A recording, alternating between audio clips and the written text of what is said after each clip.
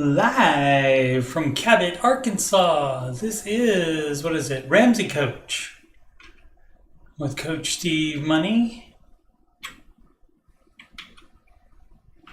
And I am a Ramsey Solutions certified financial coach. And if you've got money problems or if you just want to make sure you're on the right track, you can schedule a free financial coaching consultation / assessment with me at calendly.com/Coach Steve Money. If you have any questions about that or anything else regarding Ramsey or anything on my YouTube channel, you can email me at coachstevmoney@gmail.com. Channel donations can go to paypal.me/Coach Steve Money. Email address right up there. And you can add me on the gram at Coach Steve Money. Of course, this YouTube channel is youtube.com/Coach Steve Money. Let's hide that graphic. Alrighty, and there, of course, is my homepage on YouTube for my channel, and the link to schedule that free consultation with me is on the right there, and that will take you to calendly.com/Coach Steve Money, so you don't even have to type in stuff. Isn't that fun? Alrighty, so just uploaded a kind of tech support video earlier. And let's go. What we do on this show is, what the Ramsey plan is based on is these 7 baby steps. And that's basically the answer to everything. I forgot to load. Let me load up the video on my other TV so I can see the chat in case somebody happens to come by the chat. And confirm that audio is working, so excellent. It's good when you have the video and the audio both working. Anyway, 7 baby steps, and that is pretty much the answers to almost everything that people ask about regarding Dave Ramsey's plan. So, for your financial success. And so we'll be referring back to this when I answer a question or comment on a question that is here on reddit.com/r/Dave Ramsey. This is the Dave Ramsey subreddit. It's not run by Ramsey Solutions. It's run by fans. They do allow people to put in their opinions as long as it doesn't get crazy contentious. They do allow people to disagree with Dave and give opposite to Dave advice in here. But we will do what a trained Ramsey Solutions financial coach would say. So we sort by new here. Dave Ramsey in Scandinavia. Has someone followed the Dave Ramsey plan in Scandinavia? If so, what do you think about it? Is it applicable even? It's applicable everywhere. It's basically you don't spend more than you make. You don't go into debt. That you can do that everywhere. There are some things where that, like in Canada, you have to have variable rate mortgages, and they renew them every couple of years or something like that with whatever the going interest rate is, that kind of thing. And so they may not do manual underwriting there either. And so there could be stuff like that, but mostly the big differences are in the tax laws and also what the retirement programs are called. The tax advantaged retirement programs in different countries are called different names. In the United States, of course, we have the Roth IRA as a personal plan, and in a job, it would be the 401k, which could also be a Roth 401k. And every once in a while, I will turn and look to see if anybody is chatting. I did not announce this in advance, so not expecting anybody, but you never know. Some people could see the notification. But yeah, it's applicable everywhere. So, and also in other countries, you can use the EverDollar app, but you can't, it won't connect to your bank. And also, other countries don't like the fact that in the Ramsey Plus membership is Financial Peace University. Using the word university, they don't like that. And so that's one of probably several reasons that you cannot do a Ramsey Plus membership and take Financial Peace University in different countries. Now, you might be able to get around that if you know somebody in the United States that can buy it for you, but I am not sure. I don't know anybody that has done it that way. But yeah, it's applicable. It's smart. Being smart with money is applicable in every country. All right, this from Coach Bamsler. The WWDD, what would Dave do? Flare, roof replacement advice. Beep, beep, beep, doo. Baby step 6, and they're working with insurance. So if you need to have your, excuse me. Okay, if you, I should wait to have that rice and beans after the stream. Actually, it was it beef and peppers with the rice. Baby step 6 is almost the best place you can be at when having to replace your roof, because baby step 6 means all the other things are taken care of. You've taken care of paying off all debt except the house. You've saved 3 to 6 months of expenses in a fully funded emergency fund.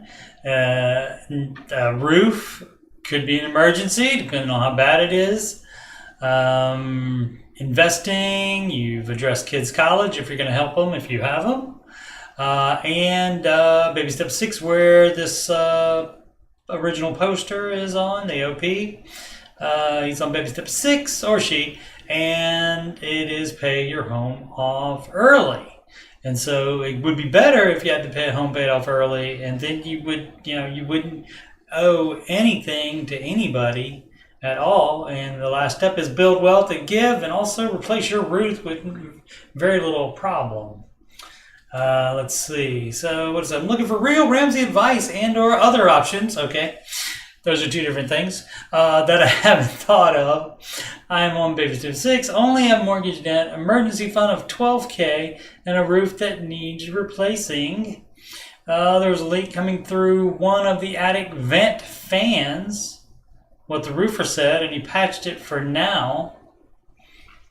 My roof seems to be the original, making it about 23 years old. Roofer suggests that we're going to have to go ahead and make an insurance claim, so I did. The adjuster came out and agreed that the roof needs to be replaced, worn out shingles, hail damage, age, etc. That was what I was going to immediately suggest, is you don't take the word of just one person, even if it is a roofer, as my mother-in-law used to say. Even if it is a professional roofer, you want to go ahead and get several opinions, probably, to see if you actually need to replace that roof. Now, it's just coming in through one of the attic vent fans. Maybe that's a problem with the seal around the vent fan instead. But if you have worn out shingles, hail damage, age doesn't matter. It's the wear of it. So, you could get lucky and it could magically last a long time. So the age, I wouldn't consider that.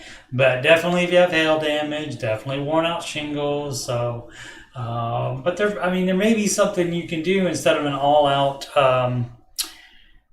replacement.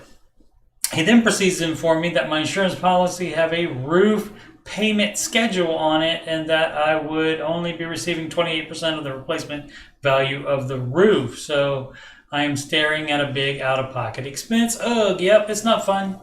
But again, you're not on baby step 2 or 3 or 4 or 5. You're on baby step 6. And that's almost the best place you can be in.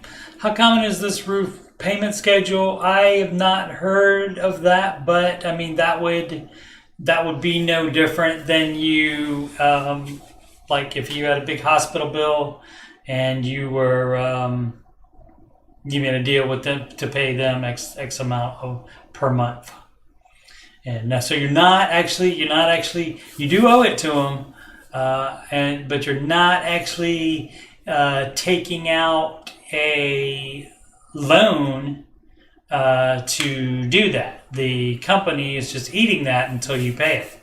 So it's not the same. So again, it'd be just like if you owed a big hospital bill and you made arrangements with them to pay it off, X amount per month. And of course, that puts you back in baby step 2. You should feel like it anyway, and just pay that off as soon as possible. Let's see, I was never made aware. So you wouldn't, for example, put more money on the house while you still owed for your roof. Never made aware of it when I signed the agreement. So in my mind, yeah, I mean, there's so much stuff in insurance they don't tell you everything. They're not going to tell you everything.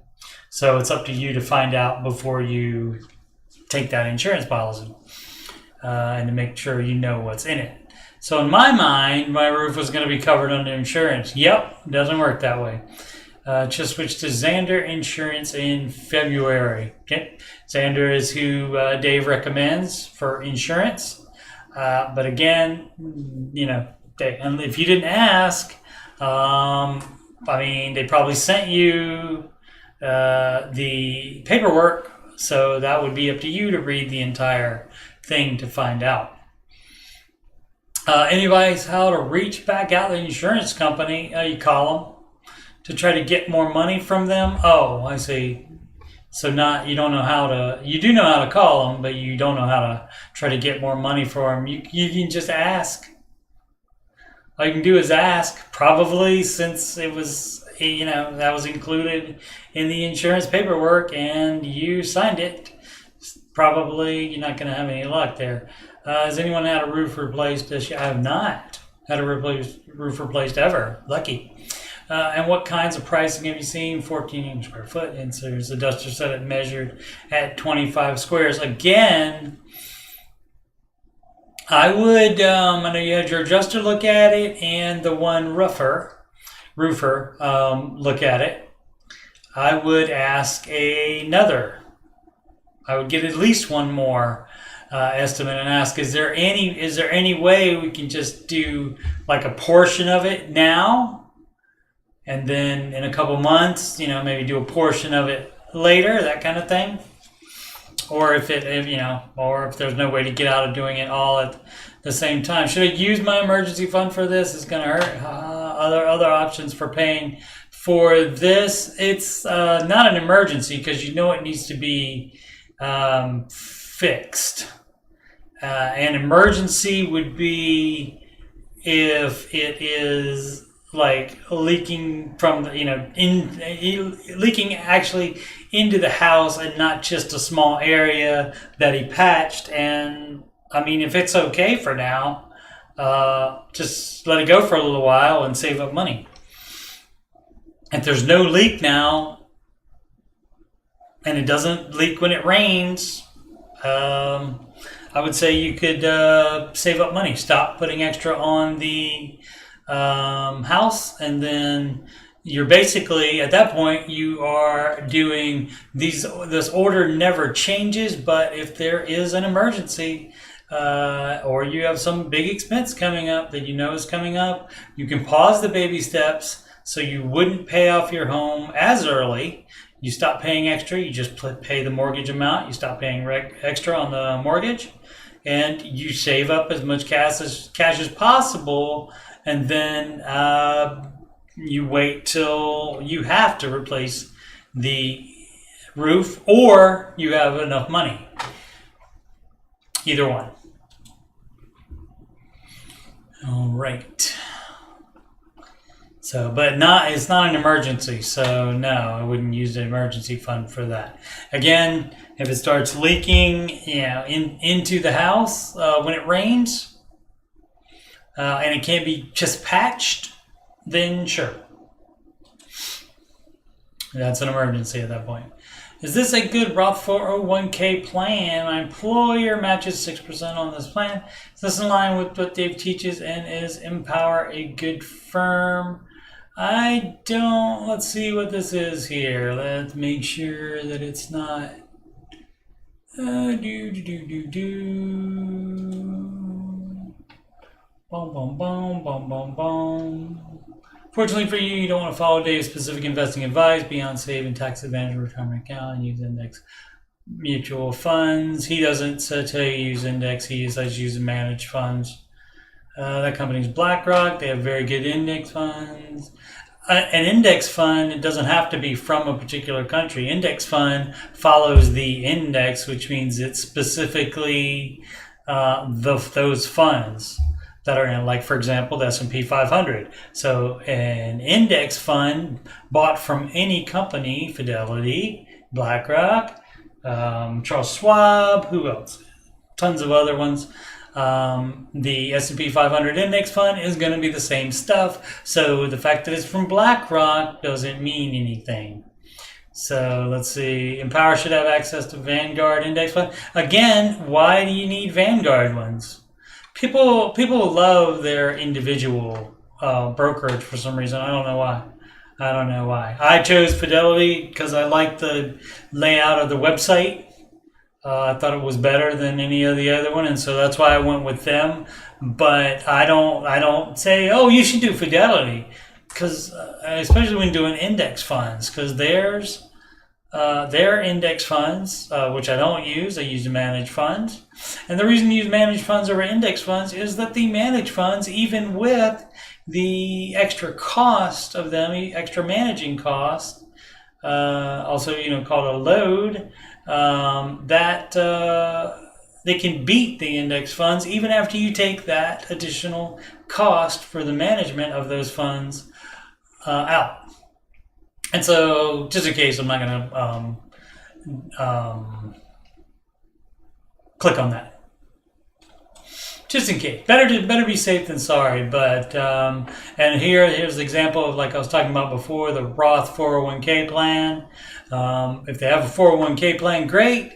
If they have a Roth 401k plan, even better, because again, the Roth means pre-tax. So that means, the Roth means it's post-tax. So it is taxed earnings that go into that.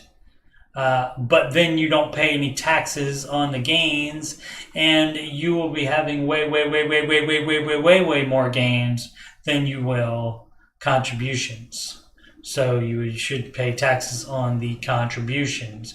Exception would be if you only have 5 years to invest before you're going to retire. That would be an exception on that. Then your growth might not be as much as your contributions. But if you have over 10 years that you'll be contributing to your 401k plan or Roth 401k plan, should definitely choose the Roth. And again, because the growth will be way more than the amount of your contributions. Again, employer matching 6%, so that means you put in 6%, and they put in 6%, or that sometimes it means that you have to put in 9 to get 6, or you have to put in 12% to get 6. But the matched is not included on Dave's recommended 15% of your household income in retirement, and that's 15% of gross. You use gross to determine how much you should be investing, and you use net income to determine what house you can afford. And that's not actually in the baby steps. That's additional information. And that would be for a first-time home buyer, you have to have 10% down payment. And for everybody, the house payment should be around 25% of your net income. And I can hear people screaming already. Oh, I can't. You can't buy a house on that in Los Angeles. Move out of Los Angeles. Then you're buying too much house. You'll be a house poor, like Dave always says. He wants you to have a house. He doesn't want the house to have you. All right. Baby step 2 flare from Chug Splash 219. Should I buy 1 year of prepaid cell service to minimize monthly costs? Sure. That's a great idea to do. If you get a break for buying, I mean, some of them, like I think like Mint Mobile is $15 a month, and so you can just pay that per month. That is not debt. That is a service, like your utility bill, like your power bill is not debt. That is you paying for a service every month. So a lot of people think that's debt as well. So anyway, started working the program, meaning the Ramsey Solutions plan there for the including the baby steps. A couple months ago, I'll admit I'm not gazelle intent. Boop, boop, boop, doo. I've eaten more than beans and rice, right? That means restaurants probably. But I'm trying to make every dollar count towards reaching my family's goals. No, you're not if you're eating in restaurants. So don't be fronting. We currently have $8,000 in credit card debt and $9,000 in a car payment. Aside from the house, that's all the debt we have left. Okay, great. 17 more to go before you get to step 3. I want to know if it's wise to pay $760 for 1 year of cell phone service, 2 lines unlimited, or pay for 3 months at a time, $240. That's 3 months, 2 lines. Okay, so that's $123. That's $40. I mean, that's not bad, as you know, as some of the bills that I do see. 40 isn't bad, but why not pay 15? There are places where you can pay a lot less than $40 for a 1-line unlimited phone. And then you ask yourself also, do you need unlimited? Do you need unlimited data? You need unlimited texting and calling? Do you need that? Do you even use that ever? Do you even go over what some of the plans would be where they specify a number? So let's see, 240. I'm just trying to do the math to see. So that's 240 times 4. So that is 960.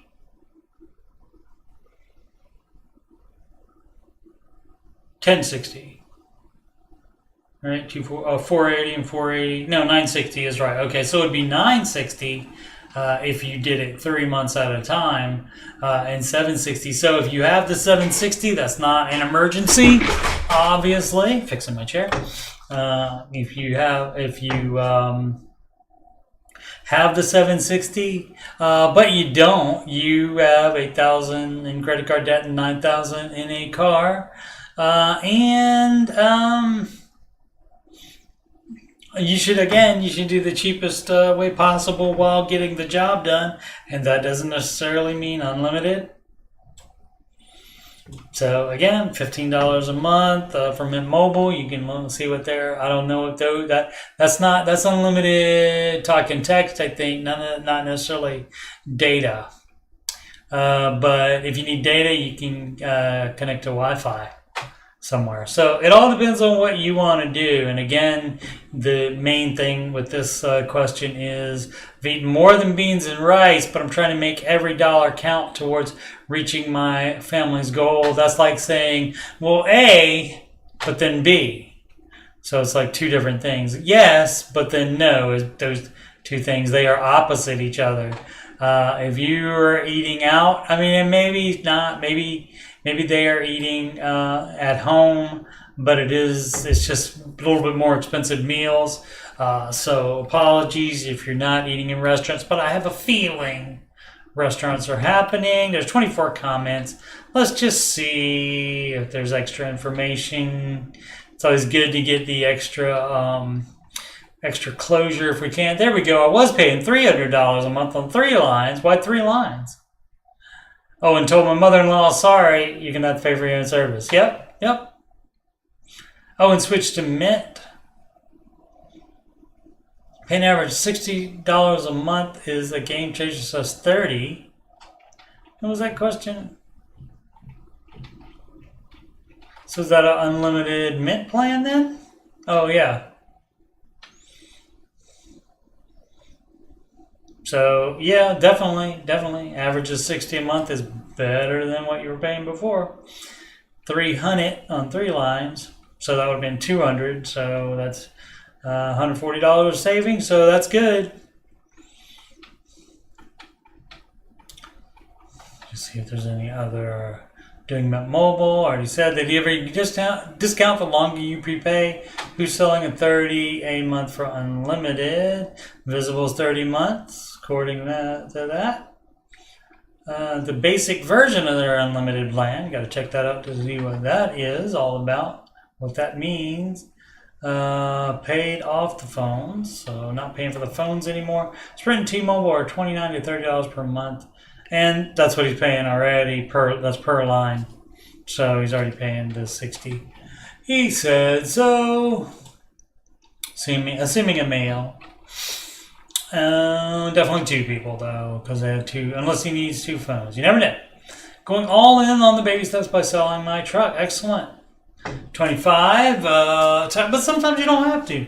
I'm tired. Let's see. I'm tired of living paycheck to paycheck. Yes, good job. And about a month ago, I bought a crappy little $1,500 2008 Mazda 3 and listed my truck. I love. Fast forward to yesterday, and I sold it. Excellent. I'm a little sad about it right now, sure. But between gas mileage for my long commute, the payment and insurance, I'll be saving about $700 a month. And that is huge.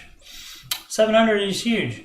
I'm sure I'll feel better next month when I'm actually saving the money. You already are saving the money this month. Anyways, that was probably the biggest financial sacrifice I've ever made. And that is how you make significant progress, is you make significant sacrifice.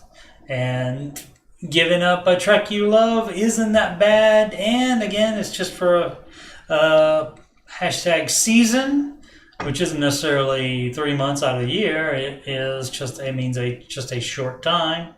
And it's just a word that they use in Ramsey land to tell you that it's not forever. These sacrifices are not forever. Let's see, and I'm looking forward to tackling the rest of my debt next. Excellent. Just wanted to share with like-minded people since my family thinks I'm crazy. Yes, they do, which is why some people go to the Ramsey YouTube channel. Some people come to this subreddit. And you do look for people that understand and that are supposedly as crazy as you are. So good news, though, if regular people, normal people think you're crazy or think you're weird, then you are doing it correctly. How about a little water before we go into car advice? Where are my car people at? All right. Car advice. Or is it advices? I don't know where advices came from. Am I grumpy? In my day, we didn't have advices. Grumpy old man. Looking for some car advice. I'm a single 26 female making $110K. Excellent. Bags. Only debt is a car lease. Beep, beep, beep, beep. Car leases, the most expensive way to operate a motor vehicle, according to Car and Driver magazine from a couple years ago. Anyway, car lease, that is up in November. I would like to no longer have debt, so I either want to buy this car out, or a different one. Here's my question. Dave talks about beater cars when getting out of debt, but what about when you have no other debt? Do you still get a beater car or get something a little better? I have $40K in savings, including emergency fund. You should not have any if you're in debt. If that's your only debt, that car is debt and the lease is debt. You shouldn't have any extra savings. So automatically that should be... so this person doing it out of order, if they have that much, then that would probably be a full emergency fund, fully funded emergency fund, which is baby step 3. Oh, but look at that. That comes after step 2, which is pay off all debt except the house using the debt snowball. And you don't do this one the same time as that one or before you finish that one. Baby steps 1, 2, and 3 are done in order in a row. Baby steps 4, 5, and 6 are done in order all at the same time.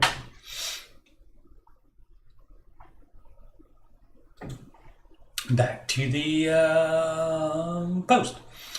Where is it? Do you still get to borrow something a little better? I have $40K. My current lease is a Jeep Compass.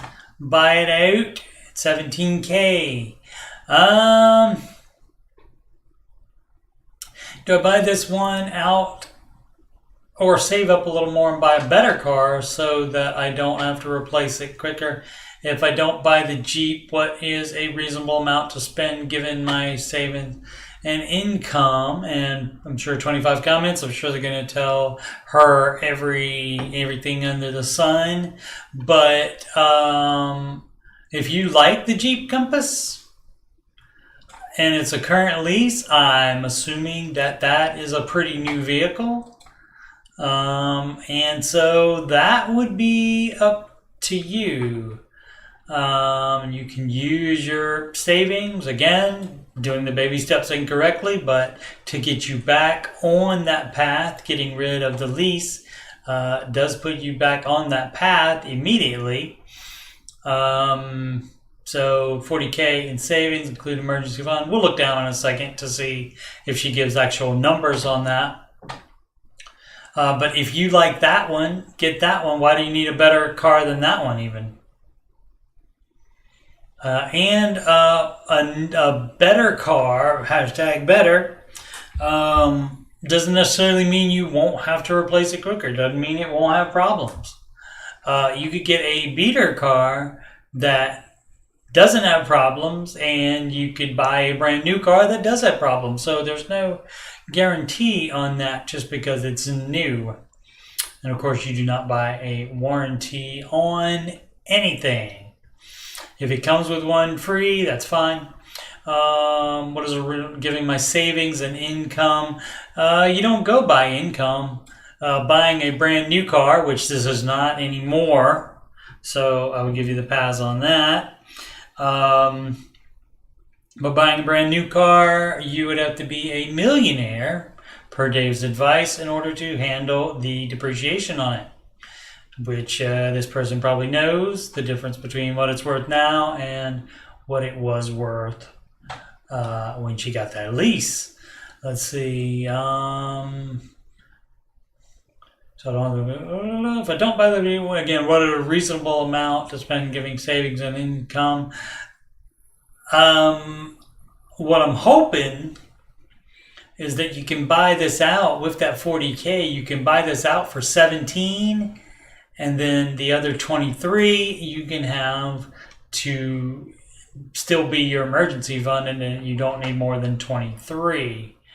23 times 6 is 120. It's a little bit more than your year's salary. So yeah, hopefully you're not spending that much at all. So and you've been able to save $40,000, including the emergency fund. So hopefully you're not spending that much. But let's just see if it. So basically, that's what you could do. You should buy this one out. You know this car. That way you don't even have to look for a different one and then try to decide how much to pay. How much to pay for it. Let's see, just buy Toyota Lexus. Let's see, the OP responds. Let's see, do you live on Long Island, New York? So high cost of living. Beep, beep, beep, doo. Remote based out of Massachusetts, I think. So the salary would be the same regardless where I live. I'm studying as well. Salary would be the same, but the cost of living wouldn't be. So maybe go to cost of living. Although some businesses are now starting to pay people based on where they live, not on where the job is based out of. Studying as well. I just have reg left. What does that mean? Taking in 2 weeks. I don't know what that means. I'm making $72K last year. Went for the job interview, killed it, excellent, and then used the leverage at my job, which matched the offer. Interesting. I would say my job likely gave me the CPA raise before I actually passed. Okay, and so that may not be coming once you do get that.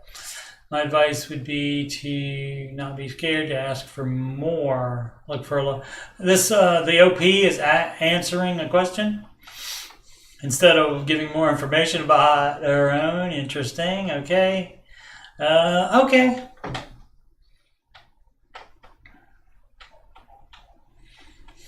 Some people say don't buy the Jeep for that much. So if you're following the baby steps and as soon as you do when it comes to cars, you're all the things. He says, relate, do not lease or finance, always paying cash. Yes, we're too late now, but she's trying to do that and get right. So there's that. And do not have more half of your annual income, which she's not planning to do, I don't think. Not trying to buy 55, and you do not buy anything new, which your Jeep is not. Again, not. Let's see. Okay, yeah, no further information, but that's what I was trying to find out. So that would be great. But even if not, if you buy that out for $17K, and I wouldn't wait, I would see if you can buy it now. Buy it out now. And then you would have $23K, and hopefully that would be, you said high cost of living area. So maybe the $23K would be enough for full emergency fund. Maybe not, but it would be a good start on that anyway, or maybe hopefully most of it. And so then you would be close to finishing that. And then you can get on with baby step 7. Baby step 4. 7 comes way down here. Don't do 7 before 4. Don't do 7 before any of them. And then baby step 4, you invest 15% of your net household income in retirement. Say for kid college fund if you have kids and you want to help them. If either you don't have kids or you don't want to help them, then you don't have to do baby step 5 at all. Your choice entirely. And then of course pay the home off early, like the roof guy had his problem earlier. All right, fun times. What up, AJ? AJ says about to hit the sack.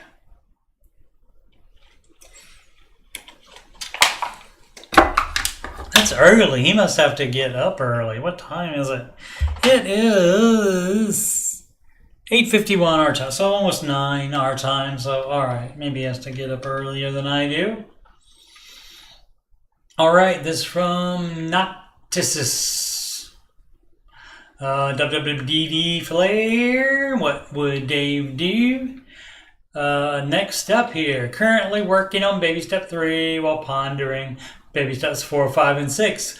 That is correct. After you finish baby step 3, 4, 5, and 6 do come after that. So excellent. Let's see. General question on what Dave would say if I called in debt free, working on savings. Okay. I have 25K in stock. Yes. Should I sell it before you even ask, should I sell it to accelerate my emergency savings and use the rest for down payment for a house, or hold it and continue to save? I can realistically put 1K aside every month and my cost of living is 2K. So 12K for emergency needed.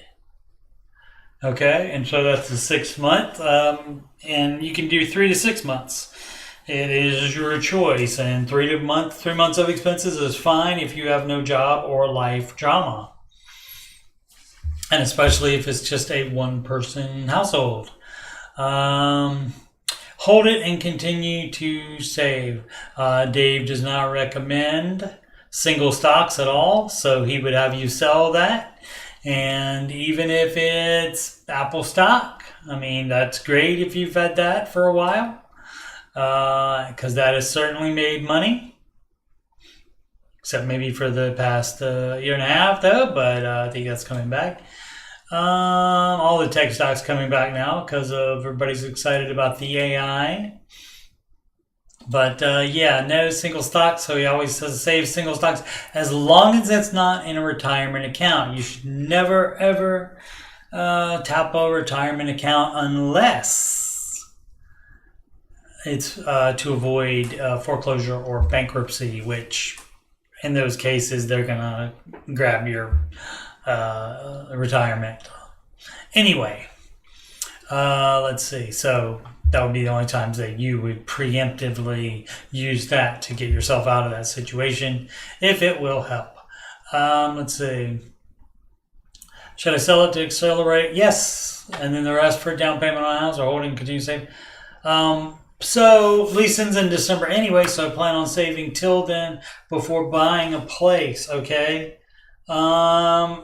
Yeah, just sell it and save it.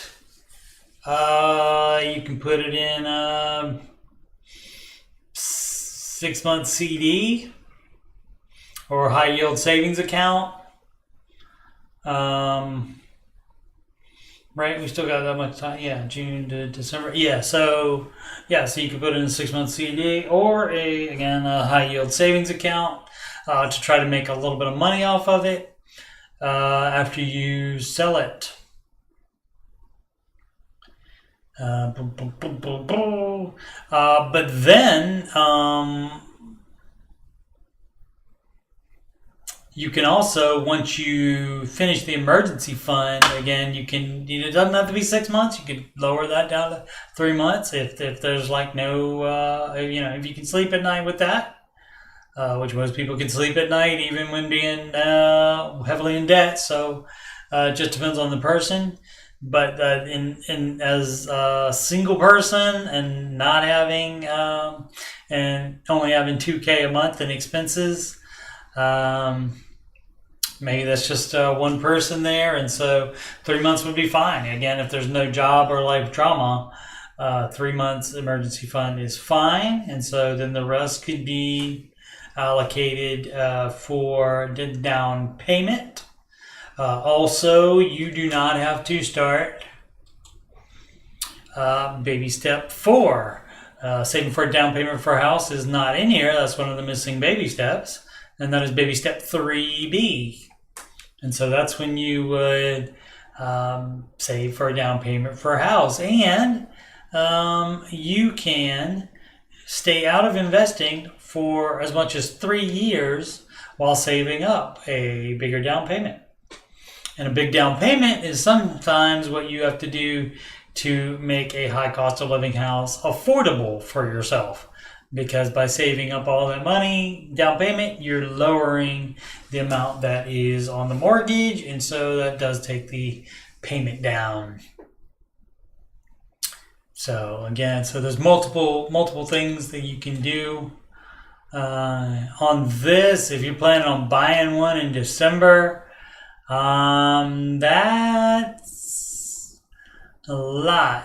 Let's see if he says how much he will need to do that. That's a lot to come up with in 6 months. So if he can realistically put $1,000 aside every month, that's only $6,000. So that's $6,000 plus the 25. So that's 31,000. Yeah, it just depends on what kind of house you're gonna buy. Let's see if he gives any extra information on that, so we can give specific advice for that. But what I said was the boom, boom, boom, boom, boom. Nope, no extra information from the OP, the original poster, but that is the dealio on that. So may have a rough time. May not be ready to buy in December. Might have to rent another year, which there is no harm in doing that. Alrighty, this is from Nursing Babe 22. Free college credit classes. Currently in the middle of completing prerequisite classes for a nursing program. Hoping to gain acceptance into this coming fall! Exclamation point. Very excited about it. That's cool. I just probably wanted to let others know that modernstates.org offers free college courses. Okay. For almost any college prerequisite you'd need for any major. Interesting. If you complete their course of courses with a 75% or higher, they'll actually email you a free voucher to take the CLEP exam. I assume that's nursing exam. So free college classes. These scores can be sent to any college that accepts CLEP credit. Okay, great. Western Governors University accepts those credits for low-cost accelerated degrees, as well as many other colleges all over the U.S. Salo.org also has many free college classes. Interesting. Sophia Learning, Study.com, and StarWriterLine.com, that may not be typed correctly, also offer low-cost classes as well. Just wanted to drop this no-debt gem for y'all. Sure. Obviously, read the fine print. Make sure there is no catch. But, cool. This is from Third Throw. Is 12% on investments before after inflation. So, Dave says that you should be aiming to make 12%. Oh, actually, I was going to say how much to invest, but no. I was going to say, oh, that's 15. I was about to be all snarky and go here and say, look, it says 15. But it's my bad. You're aiming to make 12% on your 10 to 12%. Let me show you here. Ramsey,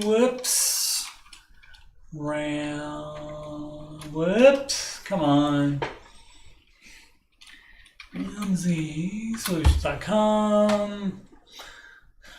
Don't have any lights on, I can't see except for the webcam light. Where are we? Oh, it's in the free tools, and it is investing calculator. And let's see. This is the return your investment will generate over time. Historically, the 30-year return of the S&P 500 has been roughly 10 to 12%, and your managed mutual fund should be making more than that. Obviously, not so much the past 2 or 3 years, but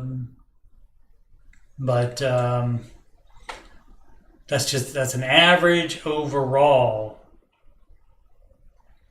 Is that, no, did I go to the wrong one? Okay, there we go. So it's 10 to 12%. So obviously it's not with that downturn. It probably will be closer to 10%, if even that, at the moment, depending on when you started. Now, if you started a long time ago, your return is going to be a lot higher. Because the market is way up. And let's take a look at that. Why not, right? Let's see. Oh, I think I have a link for right here. Yeah, right here. So as you can see, that's Friday's result there. S&P 500 down 0.14%. Okay, and so as you can see, that's the 1 day. That's Friday. But for the week, it was up. From what? From 41.18, something like that, 41.18 to 4192,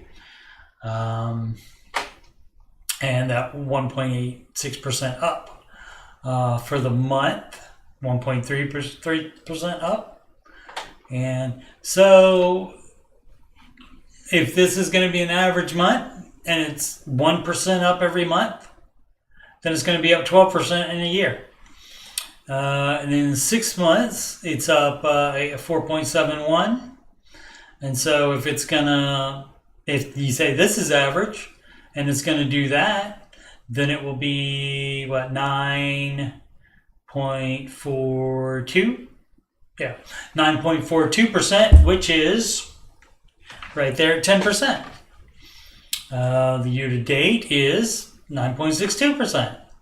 The 1 year is going to be low, not that high, 5.49%. And the 5 year, though, is 54.04. And that's how some of us are still over 10% because we stopped we were investing before. And I was invested right like in here somewhere near is when I started investing. And so got to hit the high right there. And then, oh look, the pandy crash happened. And guess what? I bought here and here and here and here and here, all the way down to the bottom of the pandy crash. And then I also bought all the way going back up until it recovered to a new high, a scant, February to August, that is 6 months later. A complete recovery and on to new high, and then it kept going. Some people think too much, obviously. And so now we're doing this, now we're doing that. And then hopefully this is it. This is the absolute bottom we'll see for a while. And hopefully it'll just keep chunking up there and go back to that 10 to 12% average a year. And you are going to have downtimes, definitely.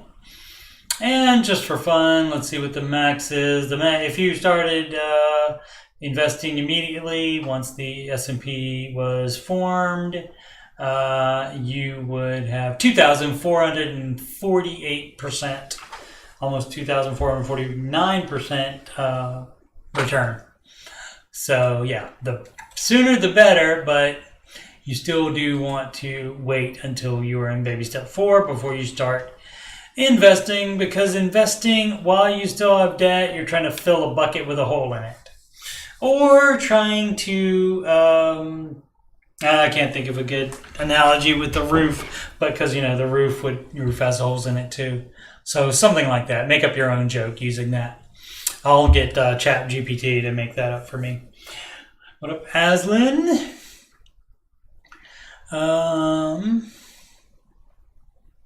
So where were we? Let's see. Okay, so question is that before adjusting for inflation?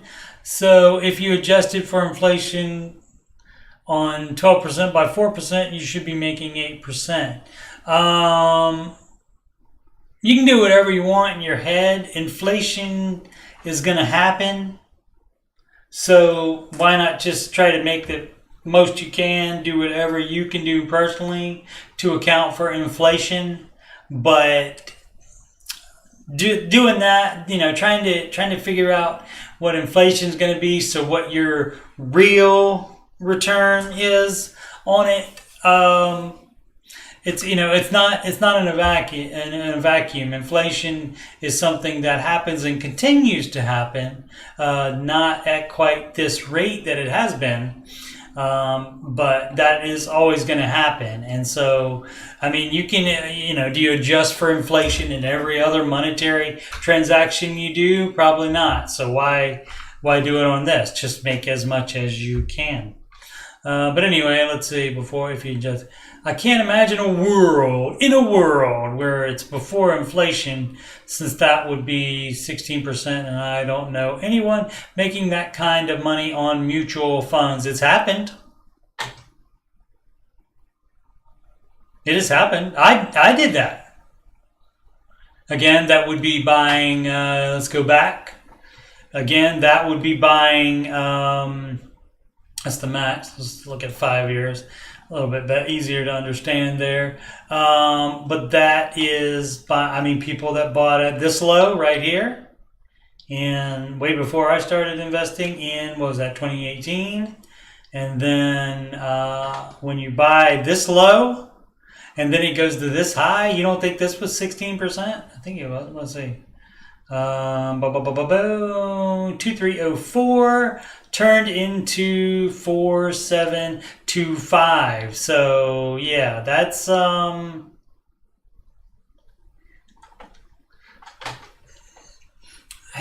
don't know why it keeps bouncing around. There we go. 2304 247. So that's 50%. That's 50% gain right there. So there you go. I am pretty satisfied with, except for the thing bouncing around on me too much like that. I appreciate the interactiveness of it and that it shows you the numbers so you don't have to try to look over and figure out. But it does seem to jump around. Maybe it's just me. Maybe old people can't handle it.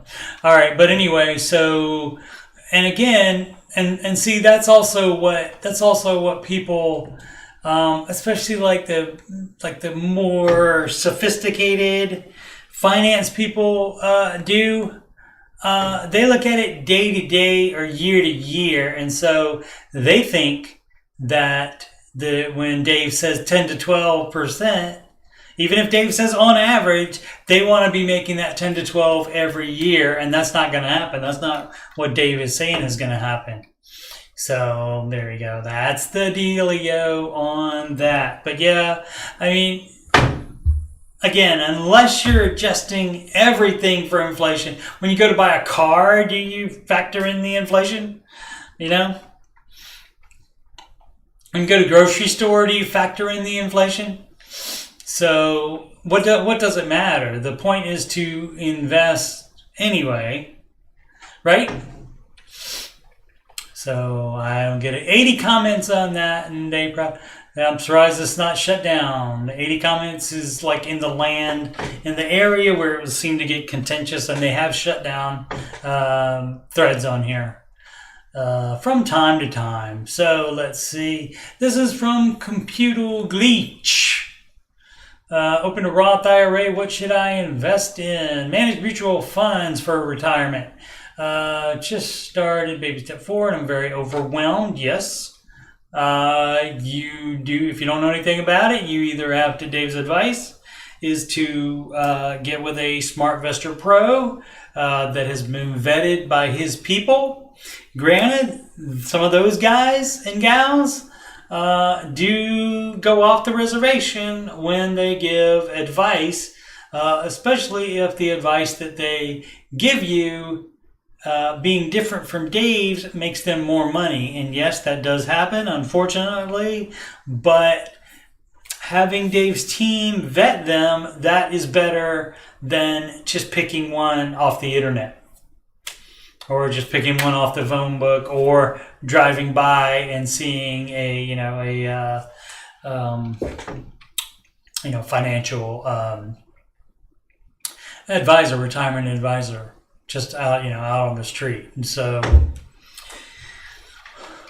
and you can't really even use people that you know either, because friends and family are generally they're the ones that sell you whole life insurance policies as well, which are also not a good idea. Okay, so I see a lot of people in the sub saying it's better to buy an ETF, such as that's a S&P 500 index fund, than to buy mutual funds.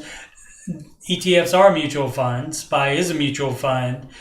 Dave suggests managed mutual funds where you have people that manage the fund, and they decide what should be in it and how much of that particular stock should be in that. So back to this S&P 500, right? So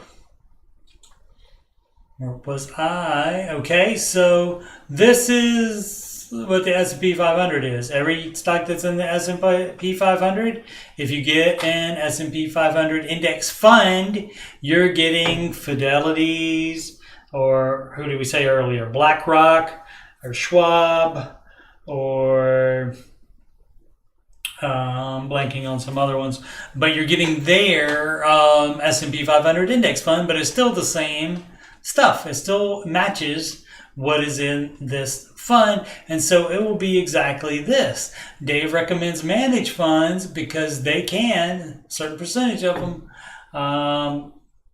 they can beat the index. And so even after you take out the additional load, meaning the cost to manage it. Since the index funds match the index, there's no planning for it. It just follows the index. It just does whatever the index does, and you can program a computer to do that. It doesn't take any interference to try to make it a better fund. And so you have people trying to make managed funds better funds, and some of them don't make as much. Sure, that's why you have to look for them. Now, if it's a situation where you're definitely not going to hire anybody to teach you and guide you with investing, then sure, get an S&P 500 index fund. That's better than not doing anything. But all the information is online. You can learn how to pick good mutual funds, managed mutual funds. You can learn that. All the information on every mutual fund is on the internet, and so you can learn how to do that. I'll probably make that a short, or part of that for a short. It would be a long if I used all of it. So I might make that into a short. That'll be fun. Let's see. So I also don't even know where to start with finding good mutual funds, right? So that's why you have to teach yourself, or again, you pay somebody, not necessarily, pay them like cash immediately, but they get a percentage of your, investing, of your gains. Usually they get a percentage of those gains. Alrighty. This from, got a little parch going through that one. Let's see what Aslan has to say. There's inflation and taxes you will need to pay, so the real gain is lower, but you are still on average ahead of other investments over the long term. Right. Like I said, people worry about so much stuff they don't need to worry about. Of course, this is my opinion. The inflation is going to be there whether you are concerned about it or not. So you have to deal with it either way. But the inflation being there shouldn't have any bearing on you trying to make as much money as possible. So do that. And since if you pick good ones, they can beat the index. And so I taught myself how to do it. And I do have funds that have beaten the index. So let's see. Lakeland Crime Lore. That's fun. I think I was way lower. So if you only saw the top of my head, I apologize. Oh, we didn't finish with Aslan. Let's see. EFTs have near zero managed fees, right? And can be traded anytime during the day. Mutual funds are done at close of the day and have fees. Yes. ETF. It just repeated. Yes, and that is true as well. But again, just because it has zero management fees doesn't mean that index fund is going to outperform a managed fund if you pick a good one. And again, I have no problem with it. It's your money. You can put it in whatever you want to. Dave recommends managed funds because if you pick good ones, they can beat the index even after you take out the extra cost of managing those said funds. All right, Lakeland Crime Lord, pay off home after baby step 3 versus completing 4, 5, 6 consecutively. Has anyone decided to stay in tent and pay off their mortgage rather than complete 4 through 6 consecutively? For us, it would be 3 years versus 7 years. Um, 3 years, I think, would be in his time frame where if you can do that, if you can do it that quick, then you can make up for the missed time. Not really, because you never can make up for not investing earlier, but you will still be fine because you would have that whole mortgage payment. Once you're in baby step 7, you can put that whole mortgage payment plus extra money into investing for retirement at that point. And step 5, it depends on how old your kids are. If you even have them. If you don't have them, you don't have to save money for hypothetical kids. Or if you choose not to help them. So let's just say that's not involved, and say that you could easily cash flow college for them without a house payment.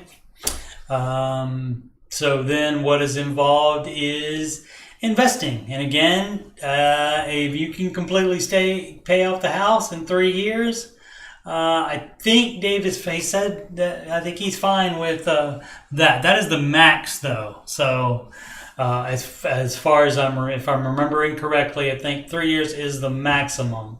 Remember, you can also stay out of investing for 3 years while saving up a larger down payment if you want to. And so that's why I am thinking that I am correct about that. Feel free to call up Dave and verify that with him. But I believe that's the dealio. From Wiki 1978, millionaires are frugal. This is just some kind of image, probably a meme or something. But yes, they are, almost all of them. And that's according to... that's according to other sources, but also Ramsey Solutions study of millionaires. They're constantly updating. Every time they have a millionaire theme hour and get calls in, you see them writing down the information as they ask them questions. And so they're adding that to their study. And that study went into the books Everyday Millionaires, and then Baby Steps Millionaires. All right, let's see. Milestone, that's always good. From Alve Spale. May of 2019, discovered Dave, hooked on his teaching. Excellent. What I like was that he seemed like a normal guy and told things as they were. Yep. I wasn't trying to sell me a get-rich-quick plan either. That's correct. He often says, we're not selling microwaves here, we're selling crock pots. Explains it's so simple. Yes, that is the beauty of it. The books are, you can read the books. I think I read the book in like 2 hours or something like that. I read Total Money Makeover really, really quickly. It's simple words in there, and it's so easy to understand. Explains it's so simple to make the average person feel like they can become a millionaire over time. Yes, not that I'm either. Either what? Simple or average? So I began telling my spouse about him. Boop, boop, boo, doo. That can be a problem if you get too excited and too gung-ho and go into it with an idea of, oh yes, we're doing that, rather than, you should look into this with me, that kind of thing. And the baby steps and how we should start saving for retirement. Less than 4 years later, I guess the happy version of The Price is Right. Losing horn, the do-do-do-do. Less than 4 years later, we hit the 100K mark yesterday. And savings for retirement. Excellent. Gotta admit, it feels great to know and control my future. It was more of the thank God it's Friday, oh God it's Monday. That's often Dave says that type of person, and living paycheck to paycheck. Indeed, that sucks. Borrowing from the credit card because I would run out of money before payday, only to have to pay back the credit card on payday, and I was stuck in rinse and repeat for years. Yep, a lot of people are. A lot of people were. Listening to him changed something in me. Excellent. Started focusing on the budget and not overspending. Stopped using the credit card and living on less than what I make. As Dave says, if you don't plant corn, don't be surprised when nothing grows. I don't believe I would have been intentional these last 4 years if it wasn't for him. Absolutely. Rooting for everyone on here too. I'm not as young as I would like to be. None of us are. But it's never too late for anyone. So thanks, Dave. Yep, that's excellent. Excellent. Millions and millions of success stories. People following Dave's advice. All right, complete stage 1508 says, why is a beater car recommended when they break down often and cost of repairs are very expensive? Open to hear different opinions.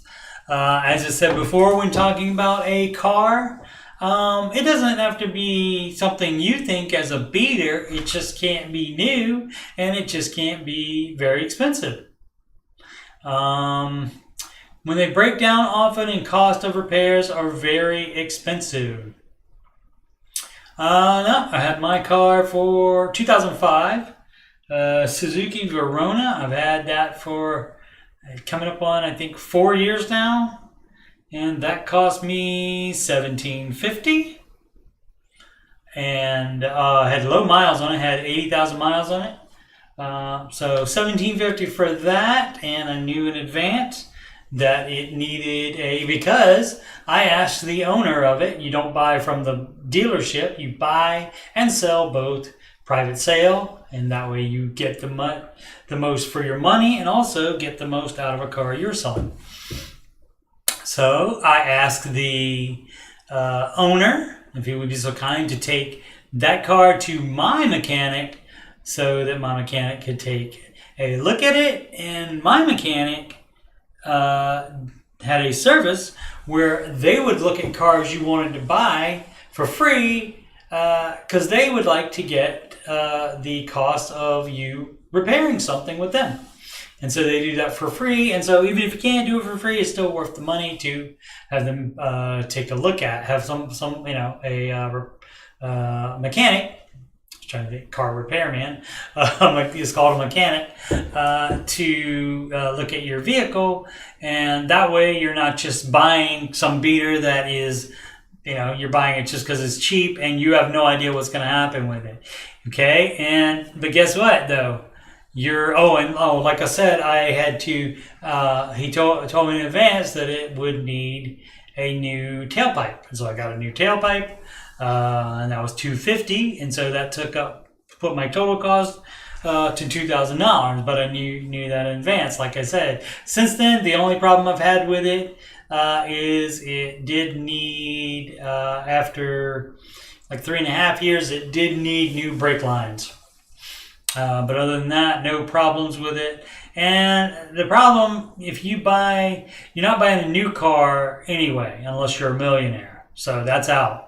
So, and if you buy a used car, again, it doesn't have to be a beater car. I mean, it could be a $20,000 car that you buy that's a couple years old.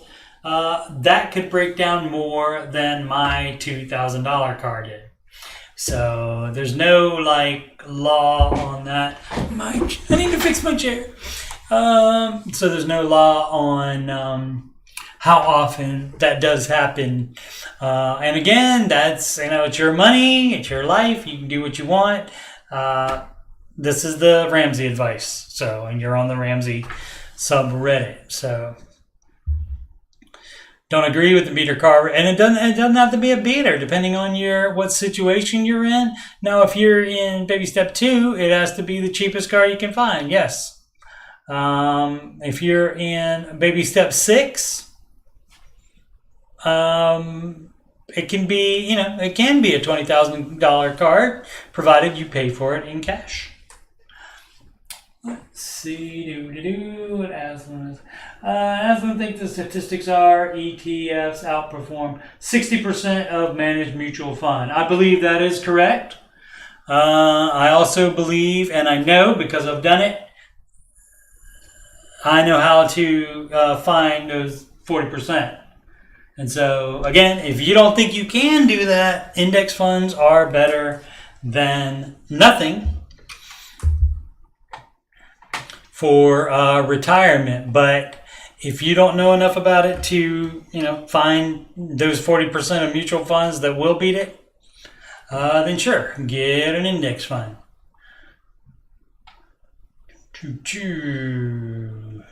And definitely, if you're in baby step 4, at least get an index fund. Let's see, Miss Heather Marie, what would Dave do? Flair, WWDD, buying a car with cash. Yes, Dave would do that. I am sure this has been answered before, but how do you save cash for a car? You don't spend it on other stuff. For an easy math example, I have a car worth $5K and $5K cash. What's wrong with your $5K car? I want to buy a car worth $10K. I cannot go without a car, so selling before I buy is not really an option. Do I take out a $5K loan to buy the $10K car and pay the loan in full when I sell my car? How do I turn my current car into cash to buy the next car? You do that at the bank. You have the person you sell that to. Again, sell at private sale. You'll get more money rather than taking it to a dealership. You go with them to the bank and have them give you a cashier's check for it before you give them the keys to it. And so then that way you have the money. Now you may have to take an Uber home from the bank if you can't walk to the car, or if you can't have a friend drive you over to the 10K car. But yeah, that's how you do that. Alrighty, granola guy. Okay. Nick, you stay not covered, looking for advice. Oh my goodness. I read it. My wife and I recently received a bill for somewhere around $110,000, which is due next month. Our baby was born at 31 weeks and spent 3 months in the NICU. Oh my goodness. He is home and healthy as can be now. Thank goodness. Excellent. That is the most important thing. Yep, that's his next fragment of the sentence there. The issue is that my wife was under my insurance throughout the pregnancy. Her plan was to switch to her company's insurance when the baby was born because it was cheaper for the family. Things that is confusing. Baby was born during open enrollment, or her company was switching insurances during open enrollment. And the chaos of this makes with having a preemie at the hospital and wife who had a traumatizing pregnancy. We think she accidentally put baby on the new insurance plan, which they are saying didn't take effect until January 1st. This is a mistake on our end, but it just seems like nobody from her company, HR, benefits, whoever helped or reached out. Yeah, unfortunately, that sounds like it's your fault. That's unfortunate. We're just scared and frustrated at how little help we received during such a difficult time when we were scared for baby's life. Sure. Is there any recourse for us? What should we do in this situation? All you can do is ask. You can ask to see if they can give you a break on it. You can ask the hospital to see if they will give you a break on the amount. Again, you can ask the company, HR, benefits, whoever. You can ask all those people if they can give you a break with some of that amount of cost. If they will not, then the only other recourse is to sue them. And since it was your fault, I don't know that would do anything except end up costing more money with the lawyer fees. So unfortunately, I can empathize, and definitely during that time, you're may not be thinking clearly, especially her by herself. If she was doing that at work by herself, certainly not thinking clearly. It could easily happen, but that is what happened, and that's what you signed for. Obviously there's no baby involved, but that's the same thing. If you are signing for student loans and you don't think about the fact that, well, I'm going to take out $100,000 in student loans. But then if I get pregnant, I'm going to want to stay home with the baby and not work. But I'll still owe the student loan. So I mean, you're signing for it, so you owe it. But yeah, you can ask anybody. Let's see. I'm trying to think who you could ask for if the asking the people that are involved that could actually lower your bill or give you more insurance for it. If that does not work, I'm trying to think somebody that you could ask that might know, that might be familiar with situations like that. Maybe a pastor. If you have a lawyer friend, ask them what the legal chances are, that kind of thing. Trying to think if anybody else. No, I think that's about it as far as things that I can think of to do.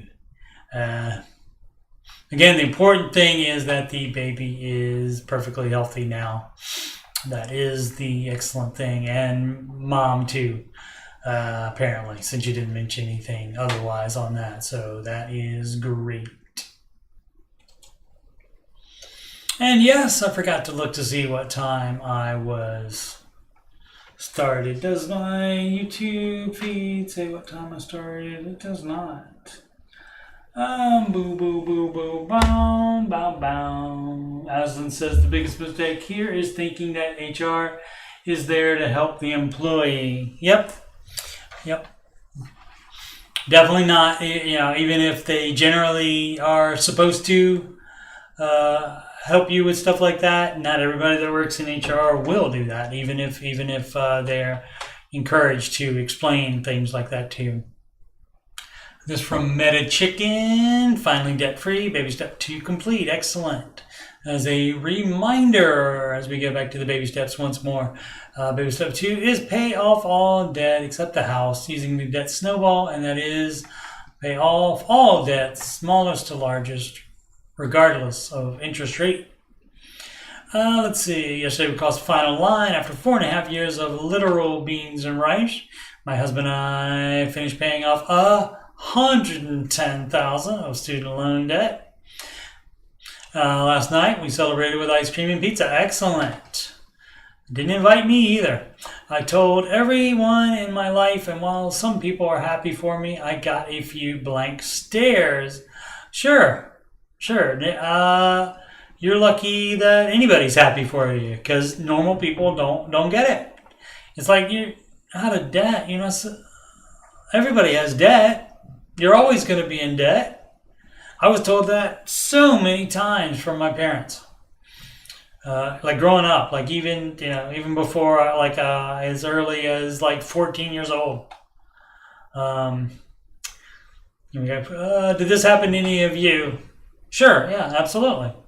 Well, in any case, again, this is why people reach out. Either if you want to chat with somebody, you go to when the video is posted, and even actually the live Ramsey show chat is open way before that. Normally about by 10 a.m.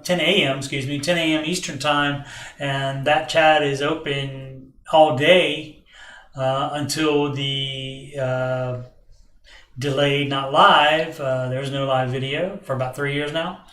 But until the live video comes on, and that is at 4 p.m., and that goes until 6 p.m. Eastern time, which then the chat does end after that as well. But otherwise, over there all day, so you can go in there and celebrate any victories. You can ask any questions. Do be advised that unless it's the mod, who their replies will be in yellow, highlighted in yellow. If it's not the mod, definitely confirm it with the Google to see if it's Dave Ramsey's advice.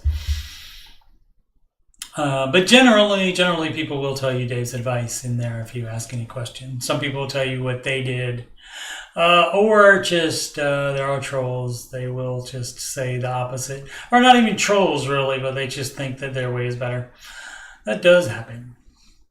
Let's see. Well, no one can get me down today. That's right. Thanks for encouragement, friends. Again, if you got people staring at you blankly, you are probably doing things correctly. This one, another one from Near the Beer. Baby step 7 flares. They did it.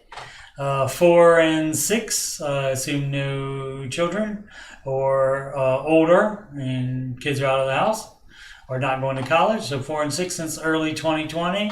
Paying aggressively on our house. So that's during Pandy and all. Paying on our house. They did take nice vacations. They invested. July 2021 rolls around and found a new house we like better. Talked about upgrading. We decided that we need to renovate our current place versus buying something else. Okay, stopped aggressive payments. Had a 2-year-ish projection to pay it off. And decided cash flow a reno project and make it market ready if we still wanted to upgrade. The contractor we settled on was stringing us along with new start dates. And being wishy-washy, husband and I said we're done with him. Let's pay off the house with the renovation funds. Excellent. And move forward with the new plan. The renovation should have been after the paying it off, regardless. Looking to save up again. So they were all out of it for 2 years? No, the 2 years was just a projection. Let's see, what was it? January somehow turned into June, so hopefully it was only that 6 months where they were off track. Looking to save up again and push forward new renovation once we get the money saved and the market seems less crazy. Well, the market might not seem less crazy. But yeah, you don't have a mortgage payment now, so that'll be easier to cash flow a renovation project. Let's see, it's possible. Went from making $70K in 2014 to $180K now. Net worth almost $500K. All right. Let's see. That is including the house. Probably mostly the house. Maybe not that much in retirement, but again, now they can focus on that.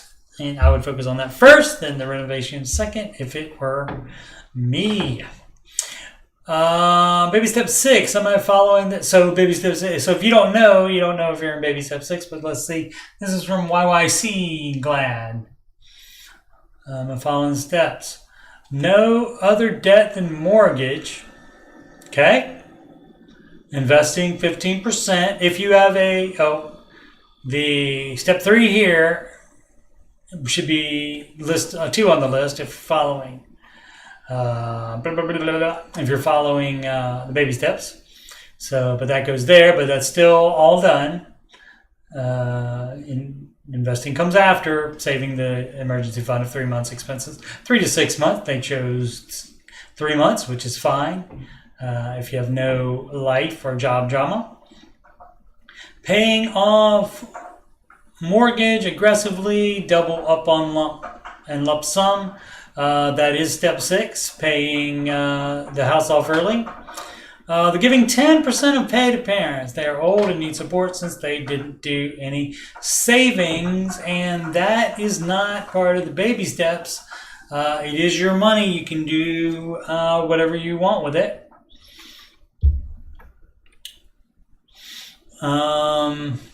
Again, don't know the exact numbers, like how much income, et cetera, et cetera.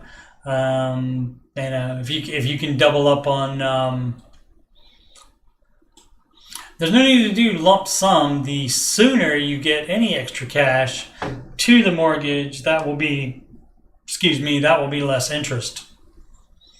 So you don't lump sum it. That's the same way you don't lump sum investing either, because the sooner you get it in, you're going to make more money on it regardless, rather than like save up 500. If you do 100 a week, you're going to on average you're going to make more money than you would just lump summing it. But again, yeah, as far as the giving it pay to your parents, um, being so respectful to parents and like letting them live with you, etc., etc. That does happen more in other countries. I don't know if this person is in the United States or not, but we're not as into that here. We don't feel as beholden to them. But if you want to help out your parents, it is your money, and that's great.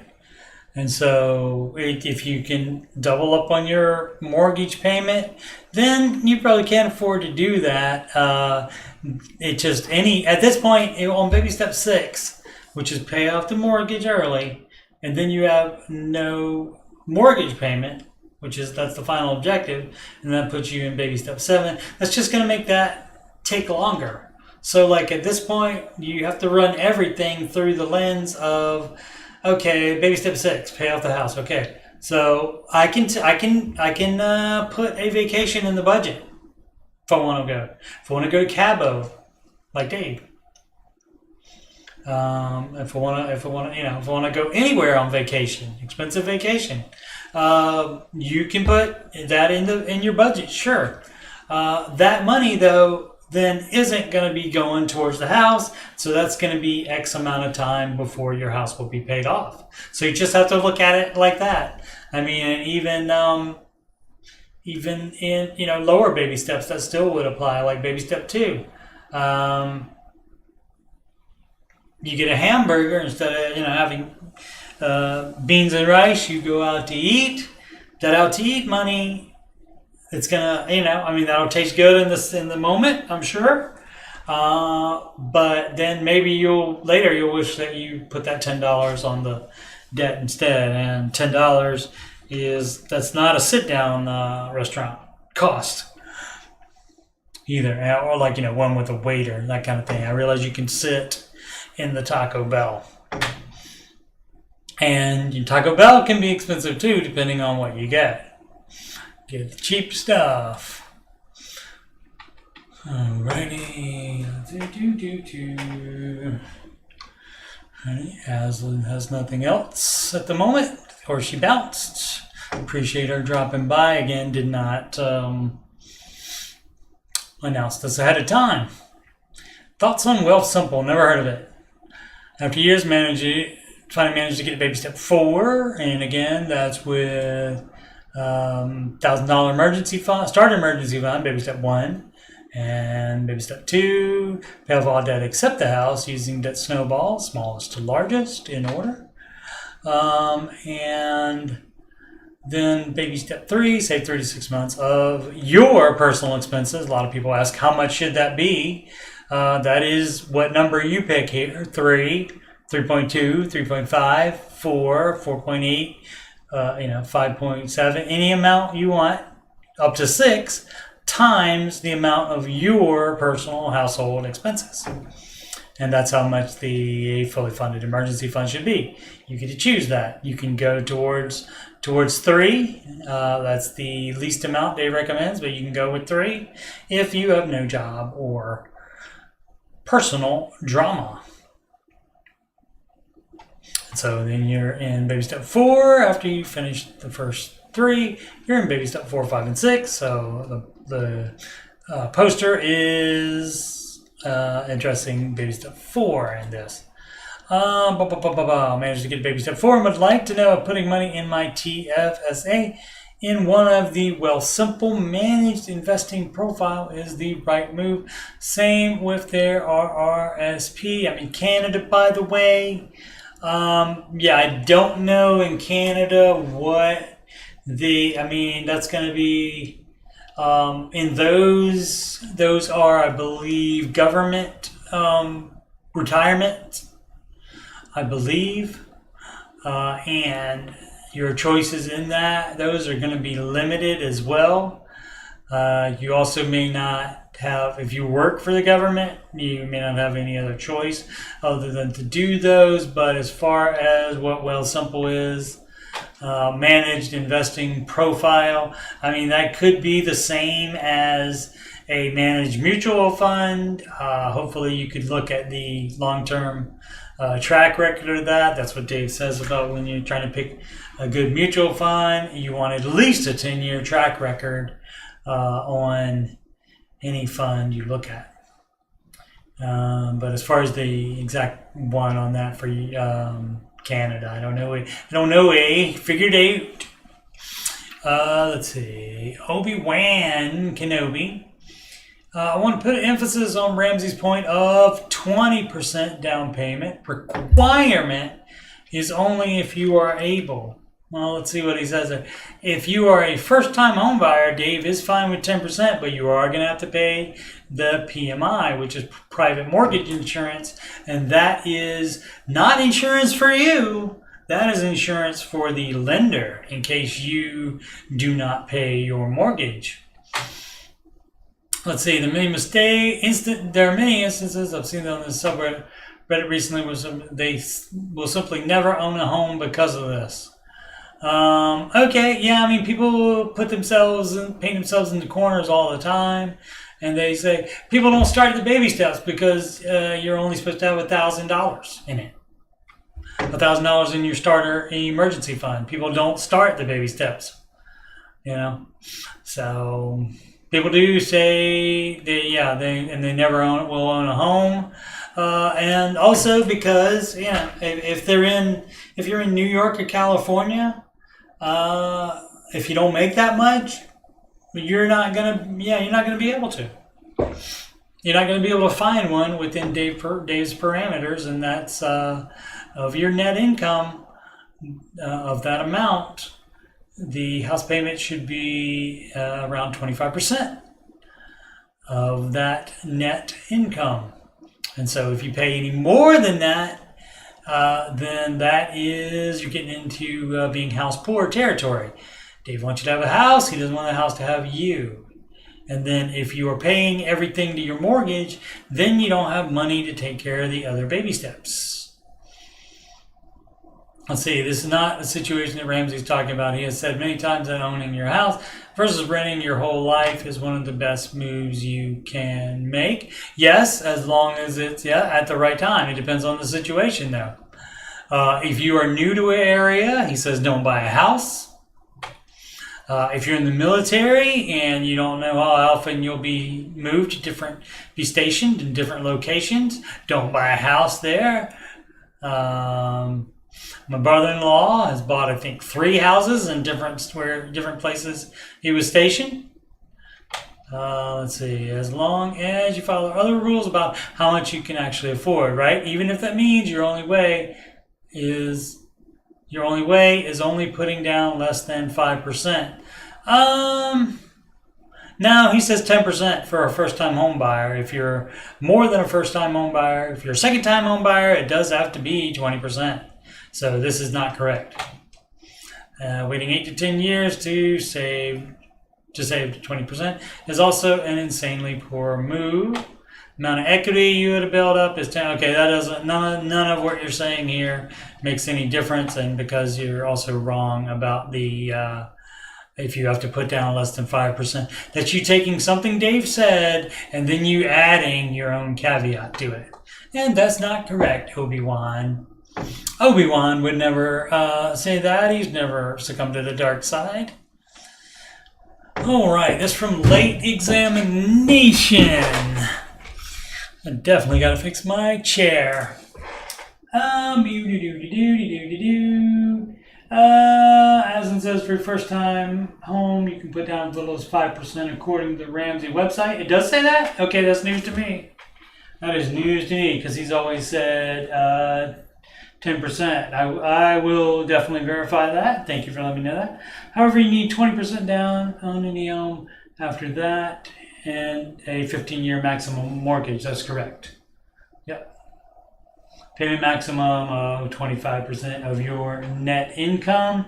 That is correct, although unless they've changed it in future editions or in in newer editions of Total Money Makeover. Total Money Makeover did say 25 to 35%. To be fair, watching too much Letterkenny, that's where the figured out comes from as well. So this is from Late Examination 5332. How do I start investing in the market? Hello. I have a very decent amount of money, aside from my emergency savings, that I would like to start investing in the market. And when Dave starts talking about, this, step 4, that doesn't mean a bunch of money you saved up first and then you're going to invest it.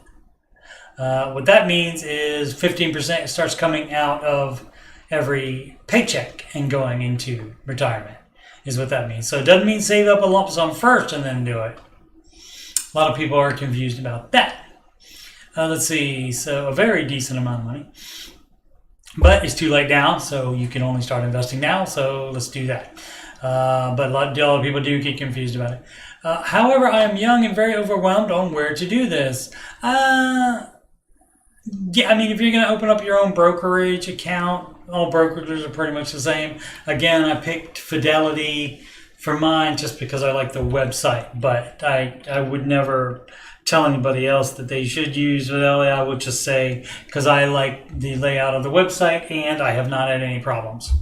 But I'm sure people will say they haven't had any problems at their brokerages either. So let's see, do I hire someone? If you don't know what you're doing, one of the big tenets of Dave's advice is when he says, don't invest in anything you don't understand. So you should hire someone to teach you or learn yourself. All the information in order to learn about the market and investing is on the internet.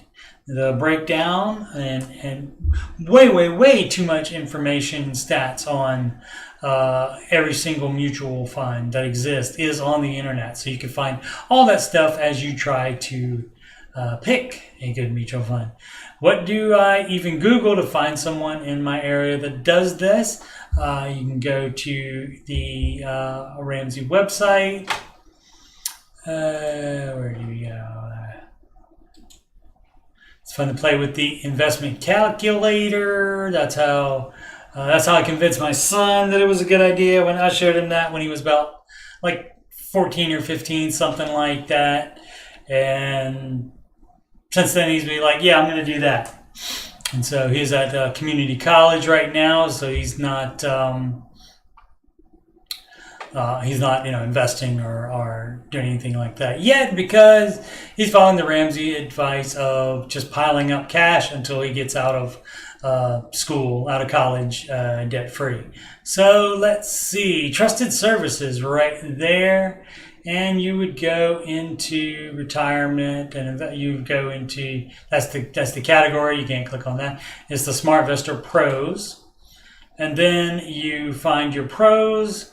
You put in your zip code, and then you get people in your area actually that you can go and sit down with, and you can get multiple of them get your information.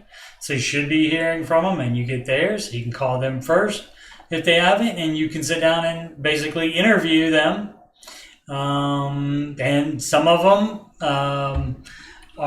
do not have the heart of a teacher, as Dave recommends that they do, to be able to teach you that. And some of them don't have time for beginning investors. Some have like $10,000 minimums, some more than that. And so that's what that initial meeting is for, unless they ask you that over the phone, which that would save a lot of time. If they did have that minimum amount, then you wouldn't have to go meet with them. Let's see where we are. I've seen that you can just invest in the market online. You can. But what website do I use? Thank you for your information. Again, not knowing anything about it, I suggest you learn about it first. Even if you don't actually pick like an individual fund, even if you just start with an S&P 500 index fund, any brokerage that you open your account in will have that. And at least at that particular brokerage, their S&P 500 index fund should have no buying cost as far as an extra fee for buying it.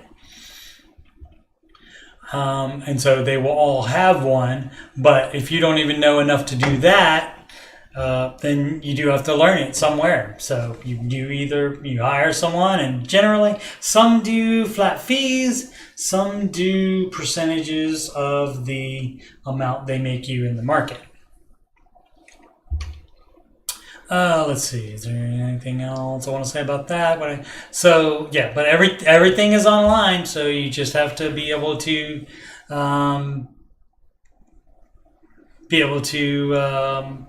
process all the information that is there. And even the brokerages, they can tell you how to do it yourself on the account. They probably don't. They would probably refer you to someone you could pay that works there to advise you. They would just in telling you how to use the website to buy a mutual fund, they would not tell you which index funds are mutual funds. They just aren't managed mutual funds, which is what Dave recommends for retirement. And as Aslan reminded me, 60% of index funds beat managed funds, but 40% is quite a lot to be missing out on making more if you are able to pick those. Let's see. Yep. Let's see. If you have a large amount of money you will not use for at least 5 years, then you can invest in mutual funds. Right, and you can do that for and Dave does, if you are just using the market to save up for a purpose, Dave does recommend that's when he himself uses an S&P 500 index fund. And so he uses that for his money that he has set aside to buy a house, and which he hasn't bought a house in a while because there are no great deals. And he doesn't buy it unless it's a great deal. So that would be the exception to his managed mutual funds are for retirement, for saving for a purchase. It's S&P 500 index fund, but it does have to be a 5-year period. Otherwise, the market could be down right when you need the money, and that wouldn't be good. Historically, the market is always up in 5-year periods. And she says, do not invest in anything you do not fully understand. That is true, because you don't want to lose money on it, and then you don't have it, and then you would only have yourself to blame. You can't blame Dave for that, because he says don't invest in anything you don't fully understand. So I'm sure people have blamed him for that before, though. Let's see. From Old Head Fred. So it looks like I'm going to have to save $100K to $150K for a down payment. And this, again, back to the house. It sounds like my boy Fred is in a high cost of living area, or maybe an average cost of living area. But the house he wants to buy is very, very expensive for his income. And so him having to put down up to $150K down payment on it, that means maybe he's trying to buy a $400K house when he can only afford a $250K house. Now, again, if you want to go through the trouble of doing that, you can still fall into Dave's guidelines on that by putting down a huge down payment, and that takes the amount down of the mortgage, and that takes your monthly down payment down to closer to 25% of your net income. All right, let's see. We're just perusing Zillow. You can get in trouble on that Zillow. You can fall in love with a house you haven't even looked at in person yet. Even though I realized I was going to have to save at least another year for down payment.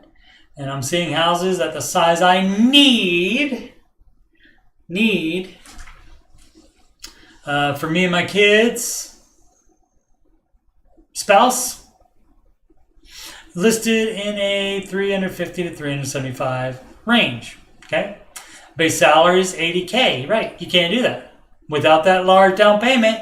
You cannot afford that house without a 100 to 150K down payment, like you said. Exactly. So bonus last year got me up to 95K, but I can't count on those because, right, we got to meet your bonus last year, which we didn't get this year, right? Yeah, you shouldn't count on those. Those should not be counted on. Those could be cut out anytime. So you don't include your bonuses in for a house, or like Clark Griswold did in Christmas Vacation. He prepaid for a pool to be built at his house, and he was going to use the bonus that they were supposed to get, but they decided to cancel the bonuses. His boss did, played by Brian Doyle Murray, Bill Murray's brother. So based on my financial obligations, even being debt-free, and yeah, you wouldn't buy a house unless you were debt-free and had full emergency fund. I need a mortgage around 200K, exactly as I thought. I said 250. Close enough. My current saving rate of $2,000 a month. That means I'm going to be saving for the next 5 to 7 years to afford a house. False. People always paint themselves into these situations. Not to afford a house, to afford a house that expensive. You're the one choosing that it has to be that expensive. How many kids do you have that you need a 375K house for? 350 to 375? And what area is in that? Maybe you move to the outskirts of town where it is cheaper. For references, me and my ex bought a 4-bedroom, 3-bath house in the same area.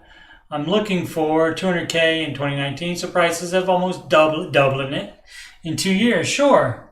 This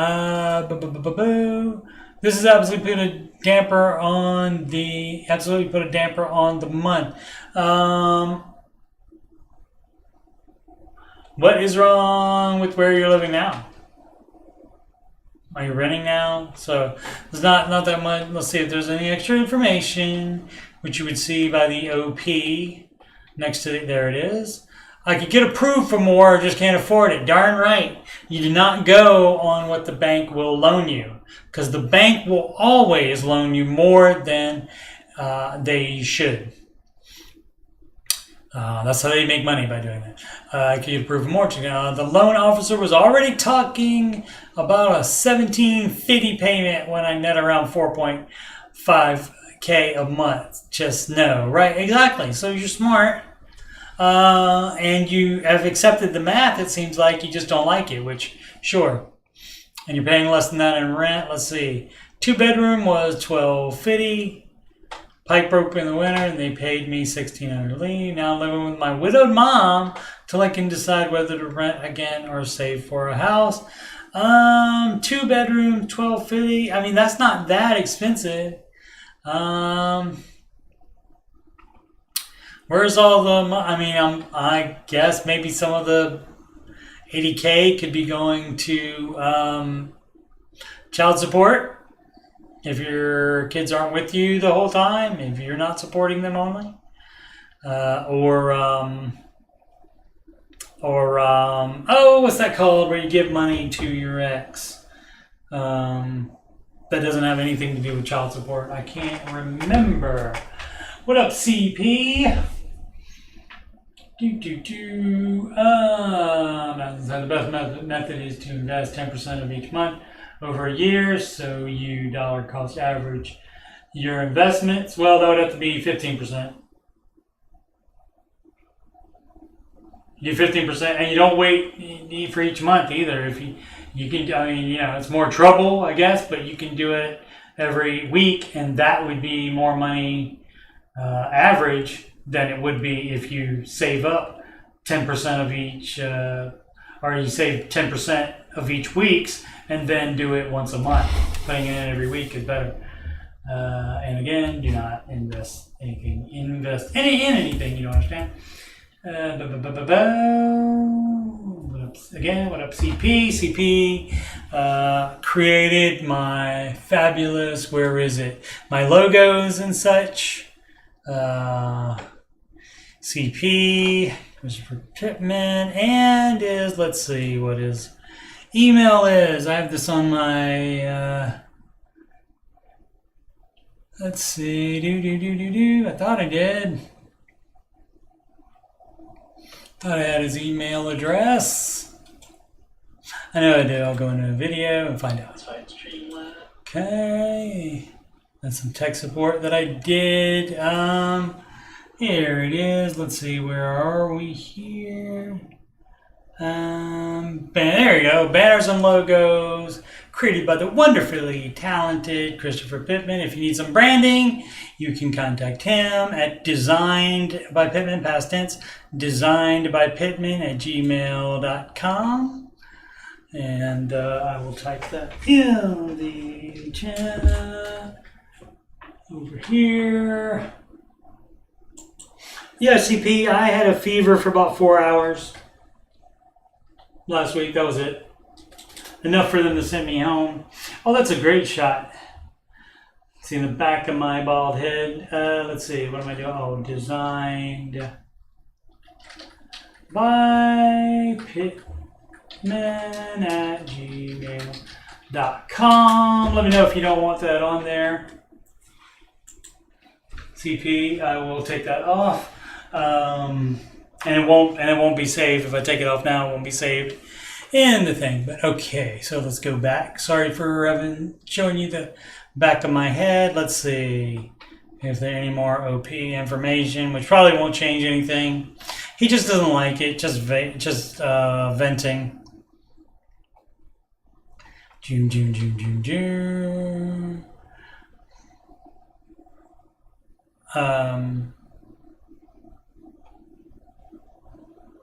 Looks like he deleted that one.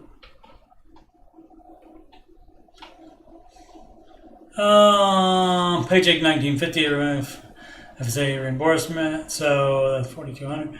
$500 for food a month. Again, it depends on if the kids are with them and how many kids, if they're with them full time. $200 fuel, that's a lot too. 100 misc, non-food, 100. My guitar lessons. Maybe you don't take guitar lessons while you're saving for a house. Depends on what's important to you.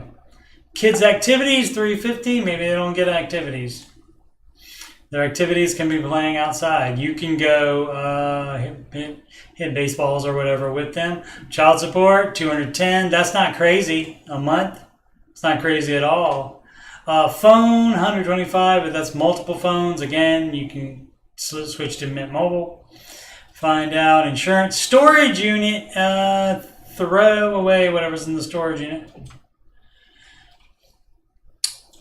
Maybe you keep doing that because I know you had to move out of your house and sell the house probably, and now you're living with your mom. So, I mean, I would go through it and pare it down and see if you can maybe get a smaller storage unit, or if you can pare it down to, something you can keep at your mom's house. Let's see, life insurance, okay, but $10 gym. $15.90 theft insurance. $10 Google for extra storage. What do you need that for? Just open up a different Google account. Security account was $15. Transferring. $15 that's from Google. Okay. $15 transfer to kids' savings so they don't get inactivity fees. Does it have to be $15? It can't be $1. $40 Netflix, Hulu, Disney, and Spotify. Hey, maybe you get one. Pick one and go with it. You don't need all that. See, you're not trying to get ahead there. You're trying to live your life the way you want to, and also save up that money. Sometimes you can't do both. Now show me where I can get more. Q telling me the $40 a month I spend on streaming. Yes, It all adds up, and $100 on, yep, should be cut for a whole whopping 140 extra. It all adds up. We should just sit at home the next 5 years. No, you don't have to do that. You can go out of the house. Just can't spend money when you go out of the house and be happy about it. You don't have to be happy about it at all. You can also not get a house. You can choose to do that too. All of this crap that you're doing, everything that you want to do that you don't have to do, that's not a necessity, all that is going to keep you, it's going to take even longer to get a house. So let's see. I think they're asking about retirement. All right, bought out, paid off the car, gave me her retirement and $15K cash. Okay. 50-50 custody, so the kids aren't even there the whole time. So where's the $500 in food? I bet dude is eating out. All right. It seems we go on and on. Oh, 235 comments. I wouldn't even try to look through it if I had noticed that. I did not notice that. What time is it? I've probably been on here 2 hours or something. I don't know. I just enjoy it. So let's see.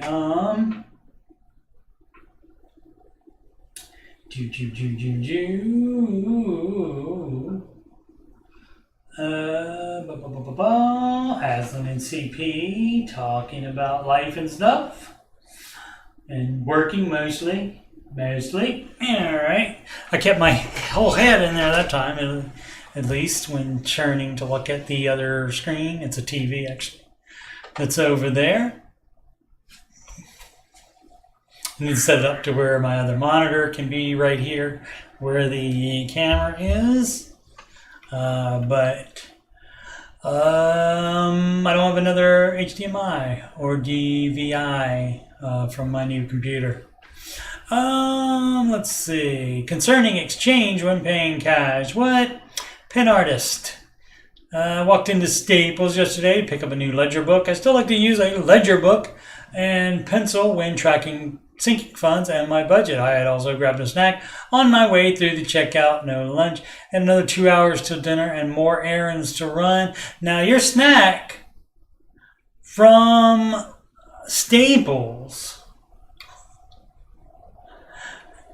and from, let's say they had snacks at the Micro Center too in Columbus, Ohio, which is an excellent computer store, excellent prices, but the food and drinks are marked up a lot. So that would be a negative there. Get up to the checkout and the cashier, late 20s and 8, that probably doesn't matter. Rings me up, tells me the amount, and she is telling me my purchase is $20.40. I hand her $21 in cash. She was shocked and asked how I knew how much the purchase was coming to. How did I possibly know to have the 21 in hand, as she told me so? It was 2 items I can add and tax and simple math. I knew roughly what it would be before I ever got to the register. Yeah, the kids don't know. So I was getting ready to be upset about you complaining about the cashier being late 20s. But yeah, they don't know. They don't know because same way they don't know the phone numbers.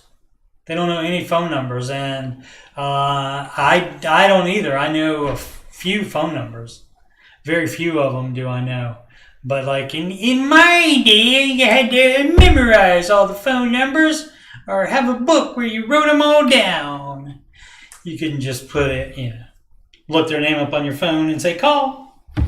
Yeah, so yeah, the kids don't know how much anything is. They don't know how much they're spending. And you do have to be intentional with money. You do have to realize what is going out, not just, I need this from the store and this from the store and this from the store. It doesn't matter how much it costs. This is what I'm getting. And then especially if you're not handing out cash, if you're just going blip or putting the card in so it reads the chip, blip, you don't even know. A lot of people don't even look at the total. Alrighty, from a bureau I can't say that. What would happen if everybody stopped using debt and paid for everything with cash? They never will. That's not going to happen. People have said that kind of thing before. It's like, Dave is going to do such a good job, he's going to be out of a job. That's not true. That's not how the world works. This is why everybody, or hardly anybody rather, understands what we're doing here, and why they give you those blank stares, and why they don't understand what you're trying to do here, because that's not normal.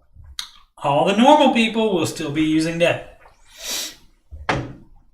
So what the benefits or disadvantages would be economically, if anyone in America, if everyone stopped using debt and paid for everything with cash, like take it and applying it to everyone and everything, that kind of thing. No debt would it would change a lot of stuff. Banks would have to be run differently. They make their money using that. All the lenders would be out of job. And so, I mean, it would vastly change everything. But don't worry, it's not going to happen. I equate to worrying about this the same as worrying about inflation. Again, with this too, you make as much money as you can. You take care of your house. Don't worry about what's going on in the White House. And you take care of yourself, and then you'll be okay. But of course, I'm an overthinker too. I get it, but I'm too logical to get into stuff like inflation and things like that. So I don't worry about that.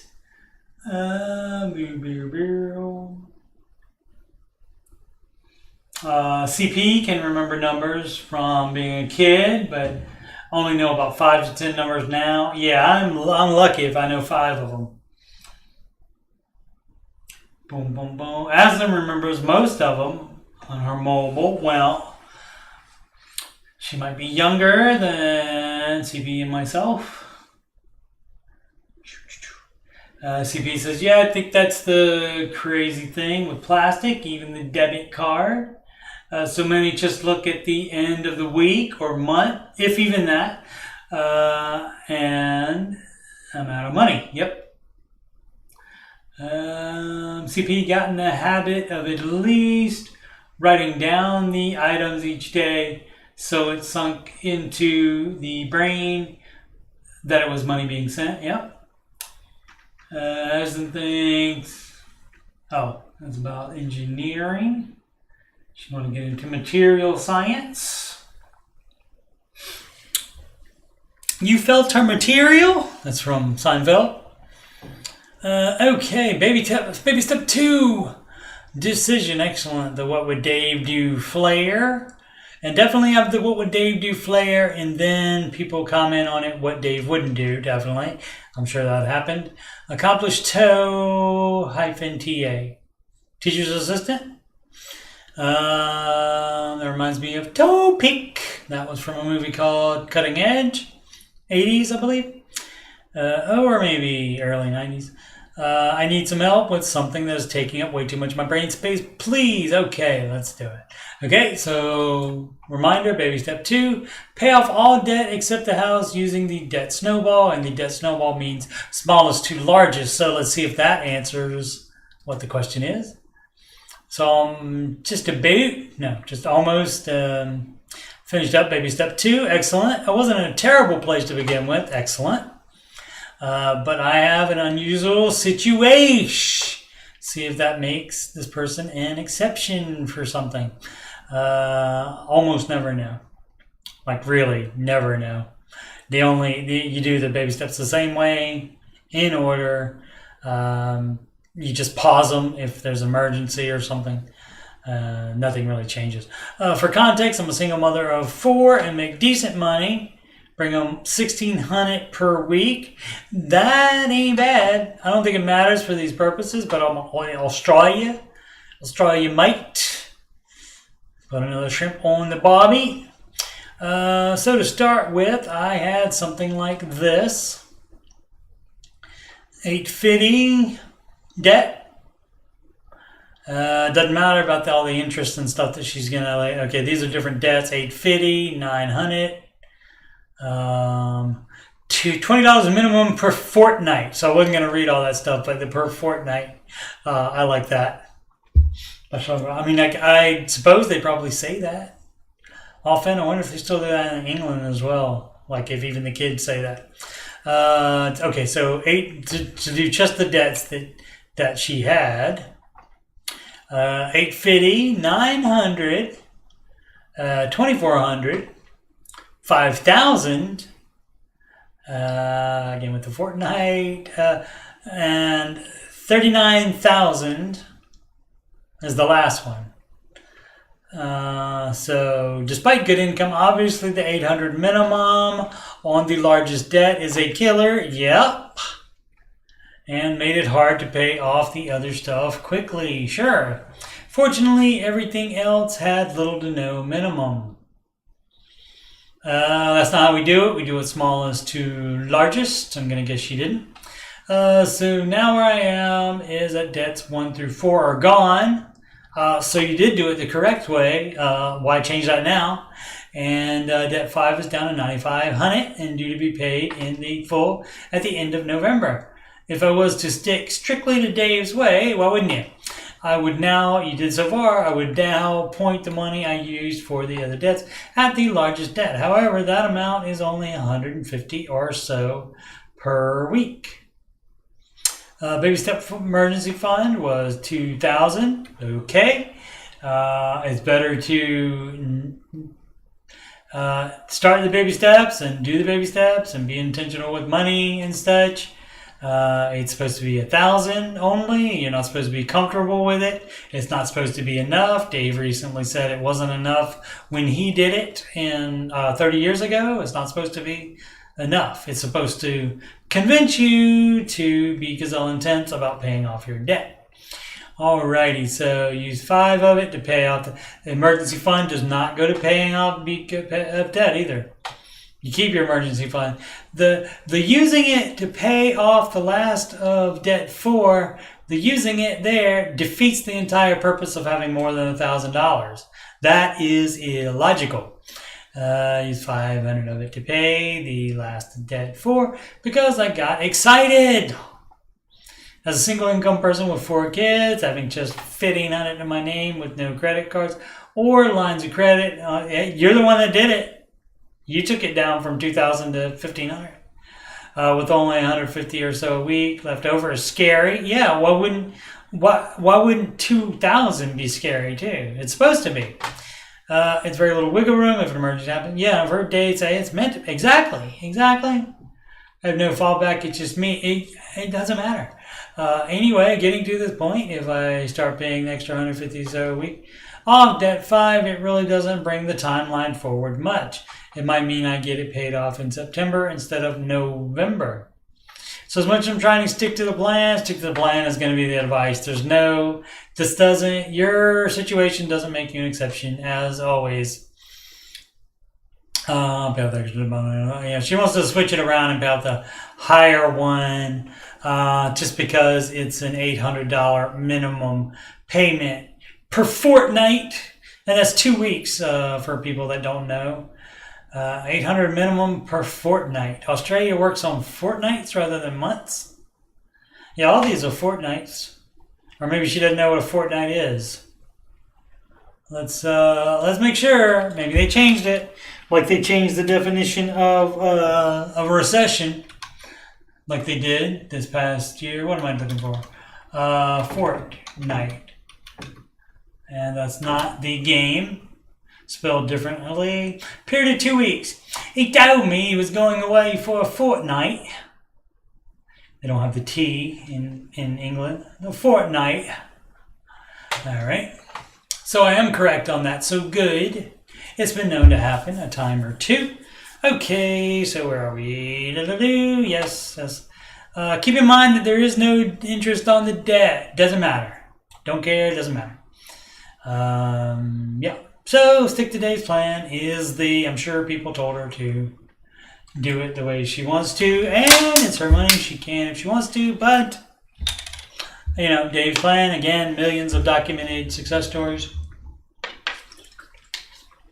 It's up to you. She's not in New York, she's in Australia, mate. End of lease while in baby step 2. Best underscore practice underscore 3138. Hello everyone. Question: in 2020, I very irresponsibly leased a vehicle. Correct. Reminder that Car and Driver magazine said that leasing is the most expensive way to operate a motor vehicle. Not that leasing is bad for everyone. Yes, it is. I just said Car and Driver agrees. With Dave on that one. Not that leasing is bad for everyone. But very much goes against my now belief of buying cars cash. Okay. Now it's bad for everyone. They just don't want to believe that it is. Well, we're in baby step 2 and my lease is up next August. It was a 4-year, 40K mile lease. Still waiting baby step 2. I'm not sure how to prepare for buying a vehicle in the next year. We'll be out of consumer debt by the end of the lease agreement, but probably with not enough time to save cash for a vehicle come August 2024. So the question on, do I keep with baby step 2 and use every free dollar to throw towards consumer debt? Yes. Or do I start a bucket within my monthly budget to prep for purchasing a vehicle come next August? Transportation is one of the 4 walls, and that does come before baby step 2. That's in part of baby step 0, 4 walls. Housing, clothing, transportation, utilities, and my pal Sid likes to add internet to that since everything is on the internet.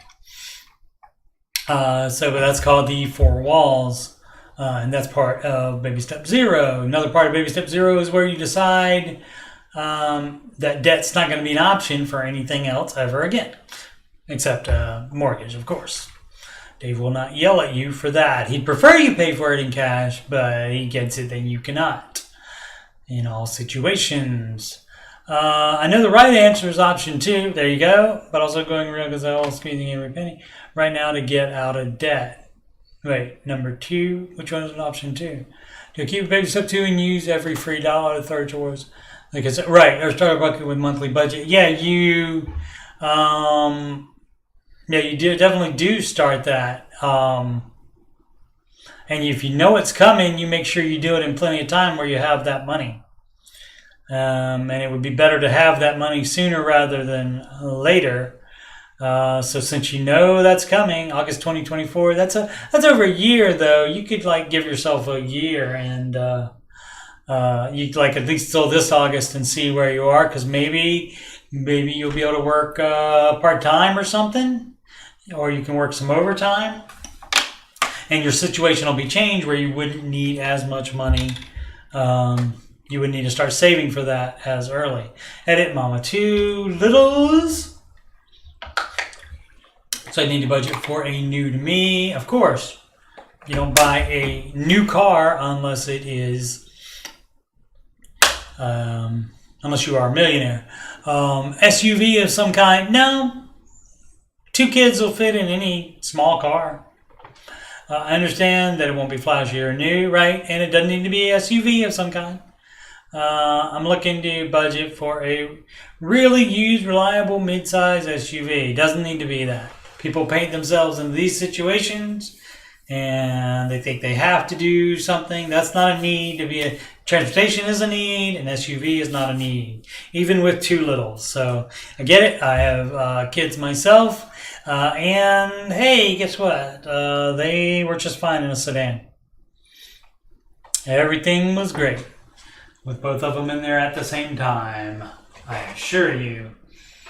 Boom, boom, boom.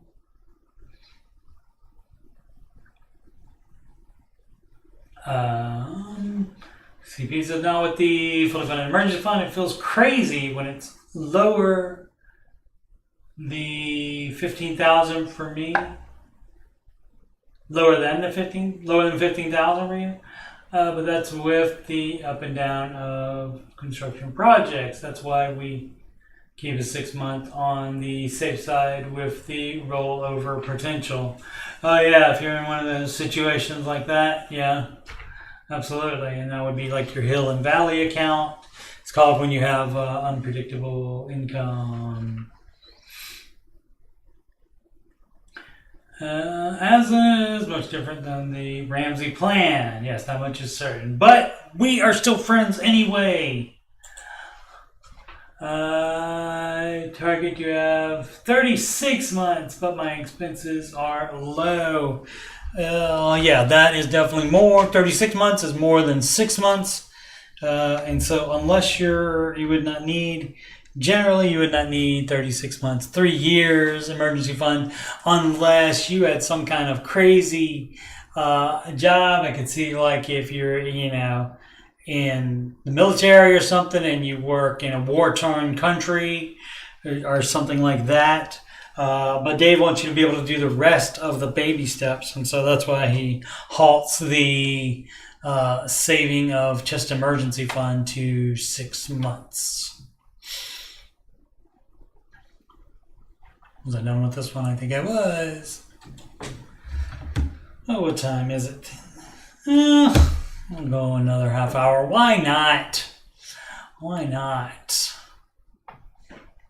I used to do a kind of a similar show to this, the Ramsey Show After Show, and that is on my YouTube channel. There's a playlist of all those there.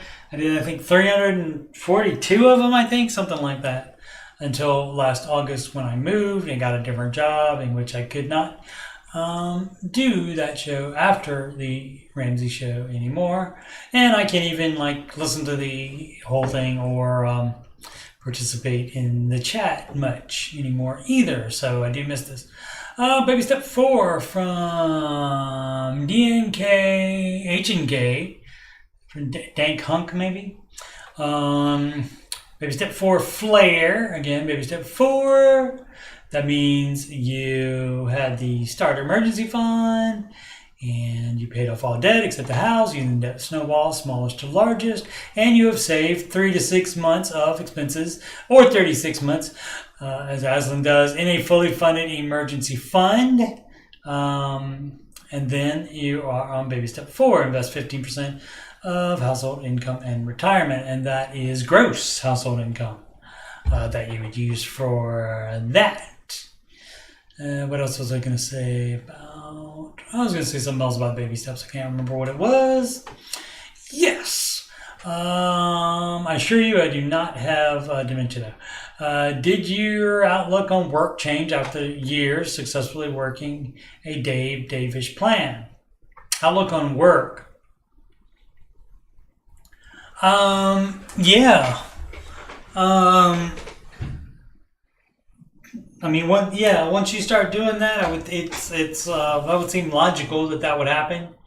And that's your income is your greatest wealth building tool. And so if that's what you're trying to do any of the baby steps, you're trying to, do that as fast as possible. And the way to do that is work more and spend less. So let's see if there's, completely next year, completely debt free, including mortgage over 100K in net worth at 32 years old. Excellent. I know I would think that small potatoes, but we come from absolute nothing. That's not, dude. That puts you ahead of so many different people, especially if you compare yourself to any other 32-year-olds. That's not going to be many. Not going to be many. Let's see. All the journey brings me here. For 70 years, I've slaved in an industry where I make extremely good money. Tech security consulting. Slaved might be hyperbole. Just saying. And when I say slave, I mean pre-COVID for 4.5 years, I was putting in 55. You're just working more. You're still not a slave. Could have left at any time, but you didn't because you wanted to make those bags. And that's fine. Per week and traveling 3 weeks per month. I'm not ungrateful for the heavy payout. Sounds like it maybe, but with no payments in the world, I honestly just don't see the point of working myself to death anymore. But I struggle saying no, and I think my bosses are taking it back hearing no from me when I always used to say yes at every opportunity. Oh, as far as overtime and stuff, definitely don't work any more overtime. You don't need to. I might keep the foot on the gas until you're completely debt free. And you're on baby step 7, and then you don't have to do any more overtime. If it's just the overtime that's making you feel like a slave, then dude, you can. I mean, you could probably knock back on it now, but that's going to put it off even further. I bet your next year projection on being completely debt free includes that overtime, probably. So, does anyone else have this conundrum endure when you reach a stable point after working the plan? Some are going to have problems cutting back at all. Sometimes it's with work, like this situation. Sometimes it's with the being so frugal because you're so used to it and it's so ingrained in you. Even after you become a millionaire, even after if you're in step 7, some people get in step 7 and they won't take a vacation. I mean, you get in step 7, you've earned a vacation. Now it doesn't have to be, hundreds of thousands of dollars. It should definitely fit within your budget. But you can certainly budget a vacation after you are in step 7. For matter of fact, you can budget a vacation as long as it fits in your budget, and you're able to do steps 4, 5, and 6. You can do those in steps 4, 5, and 6. But again, at that point, you're thinking, well, do I want this vacation or do I want to be done with 4, 5, and 6 sooner? And so you just have to consider that. And if it's take the vacation. Day is fine with it. The thing when you're in 7 and saying, I'm step 7, do I want to take the vacation? Or do I want just more money in the bank? That's still a goal, I guess, to have as much as you want in the bank, but it's a less necessary goal. And so you can save up however much you want. You can live as frugally however you want. But Dave is first in line to suggest once you reach these plateaus, once you get in step 4, you can go on vacation. You can budget a vacation. Doesn't have to be anything crazy extravagant. But when you get in step 7, that's when the extravagant vacations are supposed to happen. So that's the dealio on that.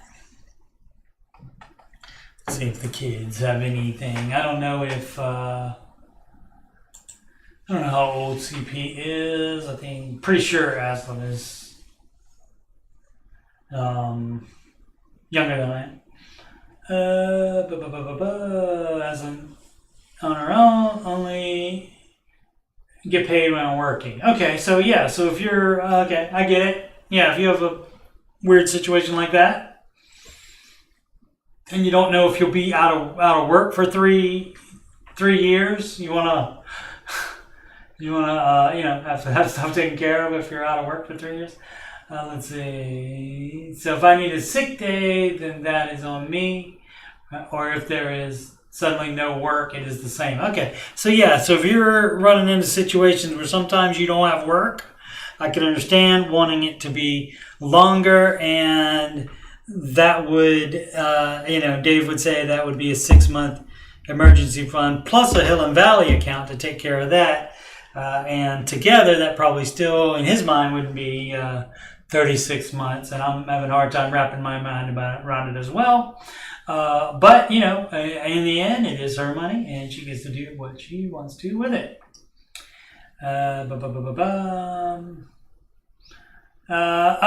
Chelsea says it's not that crazy when you have low expenses. So, yeah, she has said that before. She has extremely low expenses, and so then it's not going to be much. Like who was the person that was saving $1,000 and had $2,000 a month expenses? So, like, if they did a 3-month, that would only be $6,000. So, maybe you sleep better with $10,000 in that situation. So, I get it. It makes sense.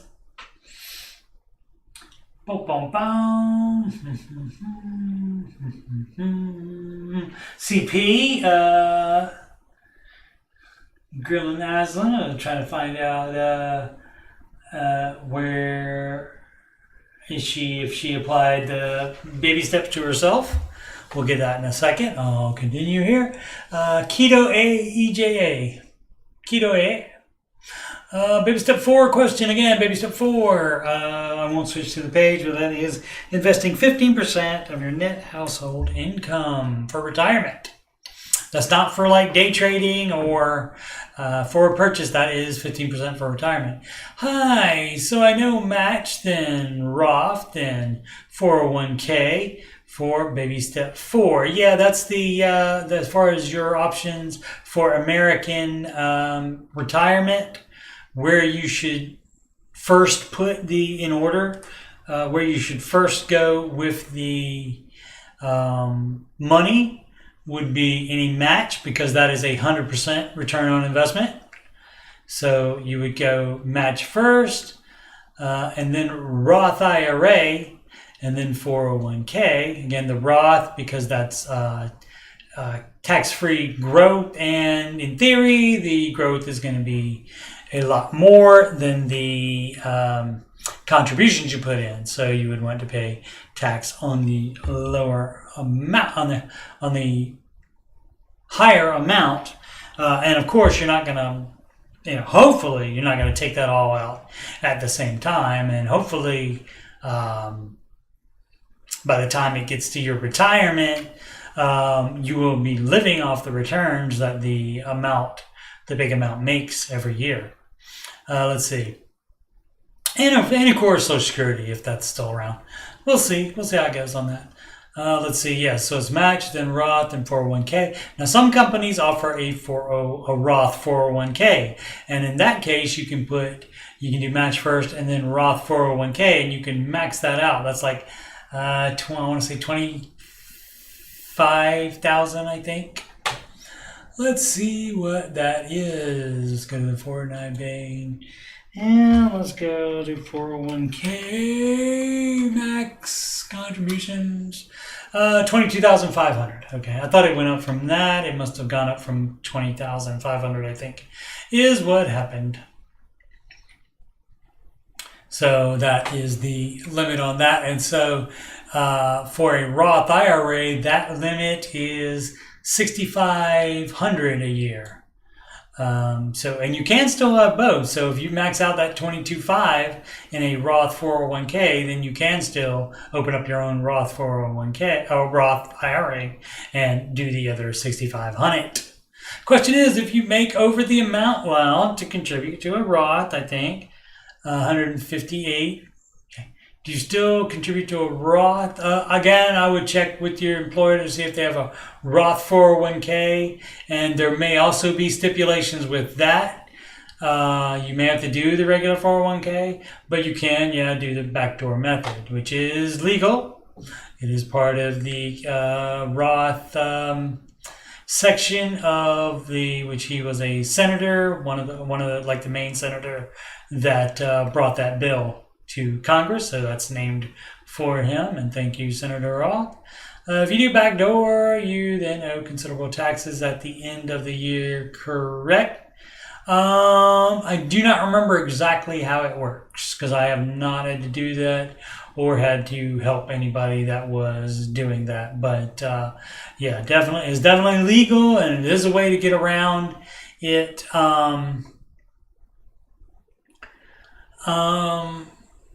You then owe considerable taxes at the end of the year. It would come out of your paycheck, because you would be putting, it's a personal account, so you would take care of that. That has nothing to do with your employer. The Roth IRA doesn't. You open that account, and then the money you put into it has already been taxed. And so I'm remembering the way to do it now is you open a Roth IRA. You open a traditional IRA and you put the max, so $6,500 in it a year. Dave said he does one every single year. Opens a new one. You put a traditional IRA, $6,500, or if you're 50 years or older, you can do $7,500. And you just put that cash in there. And then before you buy any investments, then you convert it to a Roth IRA. And then after it's converted to Roth IRA, then you can buy the mutual funds with it. And so that is how that works. But again, Roth IRA, check the Google if you want, or you can check with HR and see if they will tell you if that changes the percentage. If you can get a Roth IRA through work. If not, do the 401k, and of course that goes in pre-tax. And then you'll have to pay tax on distributions instead of being tax-free like the Roth is. Let's check on Aslan to see if we applied her life to the baby steps. Where would she be? If she's going to say. CP wants to know if I am usually doing these on Sundays now. No, I do them whenever. Sometimes I do them like in the mornings, like if I wake up a little bit early and the Ramsey show is not posted yet. I open it up so the kids can come in and chat, and I can do this at the same time. But I don't have any set schedule of them. I probably should do it. I haven't even been doing one a week, but I did do, I think, 3 2 weeks ago in the same week, I believe. Let's say,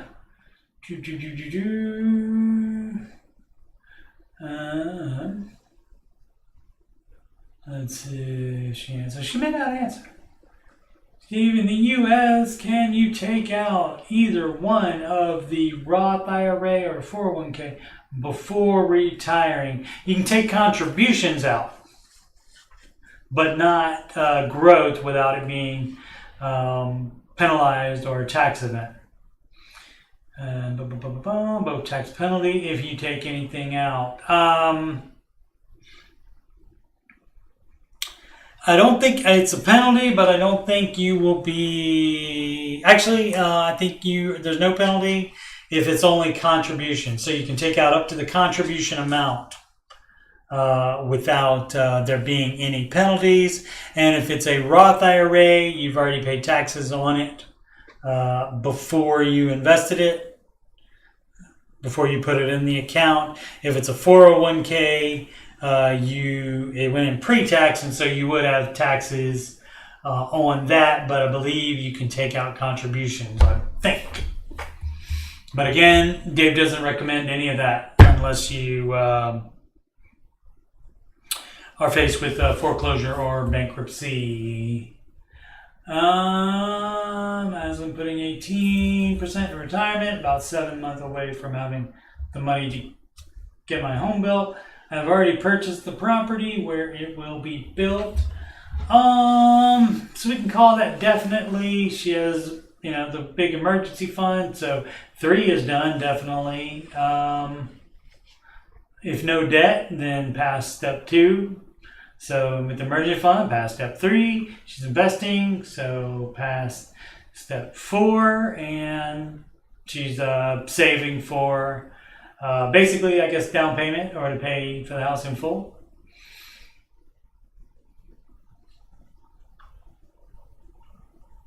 So I'd say sounds like in 4, 5, and 6. Unless there's other debt, which I don't think there is. My plan is not have any loans, right? So it just will need to adjust the size of house to fit building cost. Okay. So nothing there. 3B forest, yeah, I guess back in 3B, yeah, because it is like a down payment for that. So yeah, right, and you can do according to Dave's advice, you can do both, save for down payment and invest at the same time. And you can cut that investing. It doesn't have to be 15% either. Or you can take 3 years off of investing and not invest at all to save up a larger down payment, like the one person had to do that wasn't happy about it. Is this that same person? Floop? Unfloop? I don't think so. Another new roof needed. Let's see.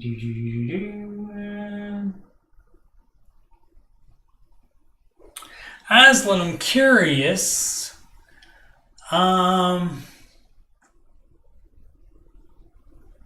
if you would keep your 3-year emergency fund when it came time to get your house built, or if you would take money out of that emergency fund to make that happen sooner. Just curious. All right, what would Dave do? WWDD, again, floop _ unfloop. Baby steps 4 through 6 flare. Need a new roof. Again, need. People throw around the word need a lot when they don't actually need it. So, again, if you've had one estimate on it or one person look at it, have another person look at it. They could perhaps could patch it.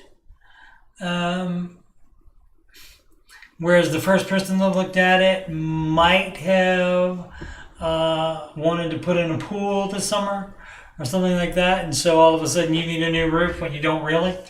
Let's see, $20K set aside to pay off student loan balance just before payments resume pending Supreme Court decision. Blah blah blah. Dave says don't wait for that.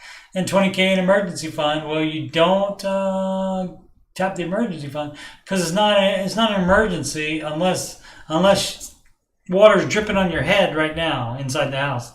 Just got a 9 renewal notice from our homeowners insurance because our roof is 20 years old. Oh, is there not?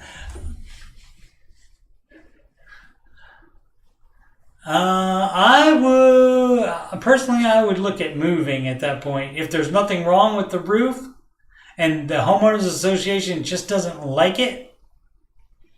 Oh no, it's not the association, it's the insurance. I would check for other insurance to see if other homeowner insurance would take it. Oh, let's see, you could call Xander Insurance. Dave recommends them. But 20 years may be a standard in the business. You could certainly ask the people over at Xander. I've looked at personal loans, and you're right back into baby step 2 then. If you do that, you give up your baby step 4 status. And I guess then, if you're going to do that, you would use the emergency fund because if you're back in baby step 2, then you only have $1,000 emergency fund.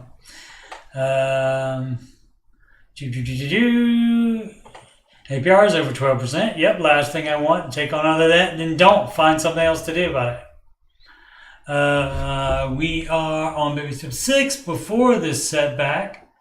Finished paying $40K in debt in September 22. Excellent. What do you think? Seems risky to drain the entire emergency fund. All that hard work. Yes, indeed.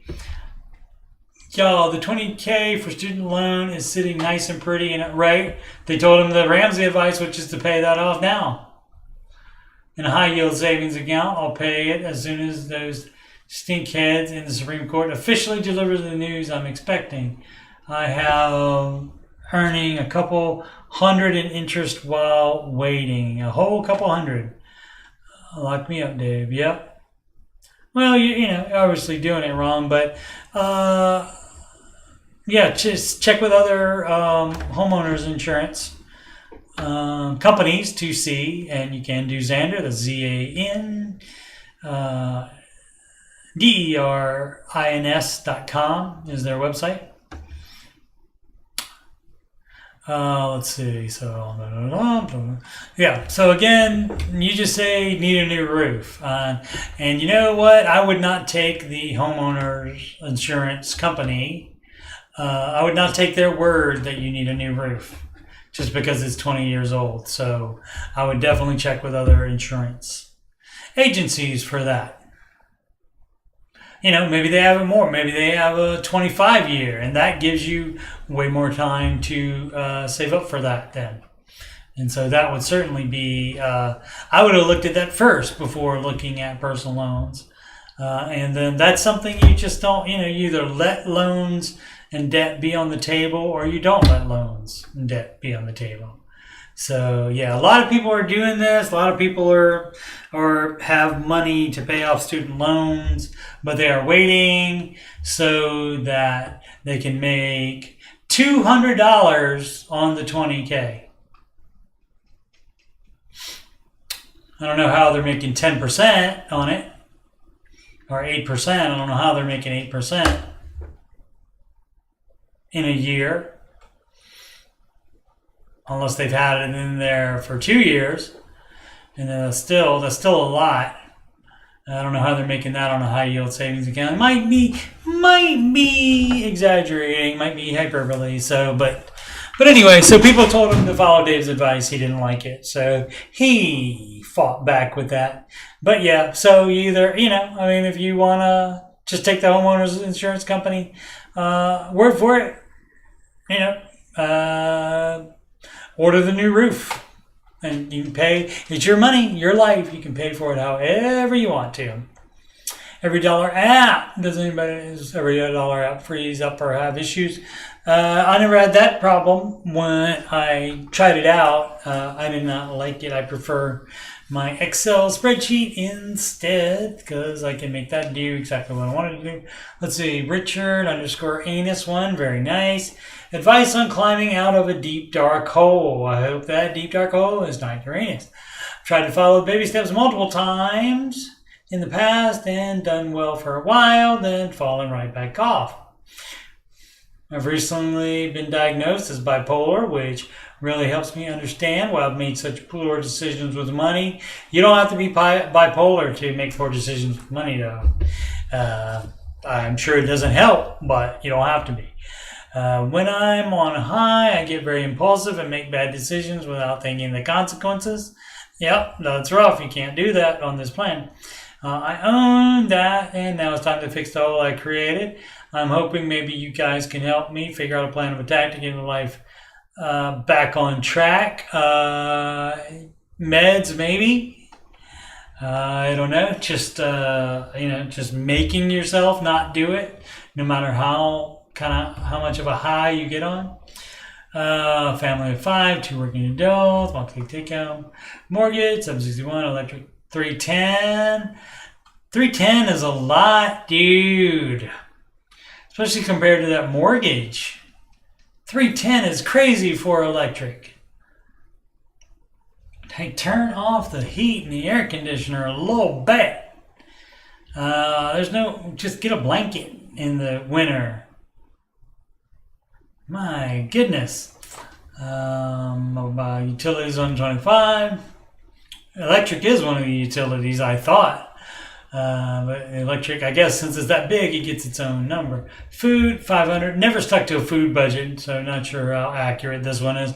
Probably it might be more than that then, since you never bothered to worry about it. Internet, $115. That is crazy. That is crazy. You need to shop that around if you can get internet from any other. I know some places you're stuck with just one provider in the area, and that is rough. Let's see. Fortunately, there's fiber being put where I am in. I'm paying $80 now for 150 megabits per second download. And but they're putting fiber in, and I'll be able to get that for $60, and it will be 500 megabits per second. So can't wait for that to happen. If that happens before I move away from here. Let's see, phones, $500 almost. This is obnoxious. Yeah, it is.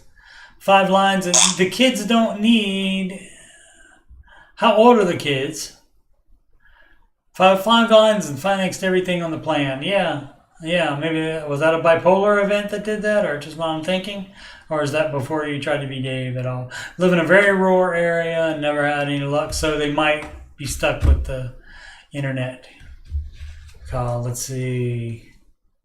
Don't have access to AT&T, Verizon, auto insurance. Ooh, let's see who's emailing. Oh, money. Money was $10 was sent to me. Fun times. Let's see. Covers our 4 walls. Yeah, that's crazy. You guys all need to go to Mint Mobile. The kids are gonna have data limit. Sorry. I mean, they can have unlimited data when they're connected to your internet and they're connected to Wi-Fi, but they don't need data. So minimum plan there. Yeah, you're just gonna have to cut totally everything.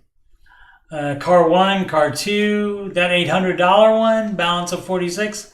That one at least is gone. And probably this one too.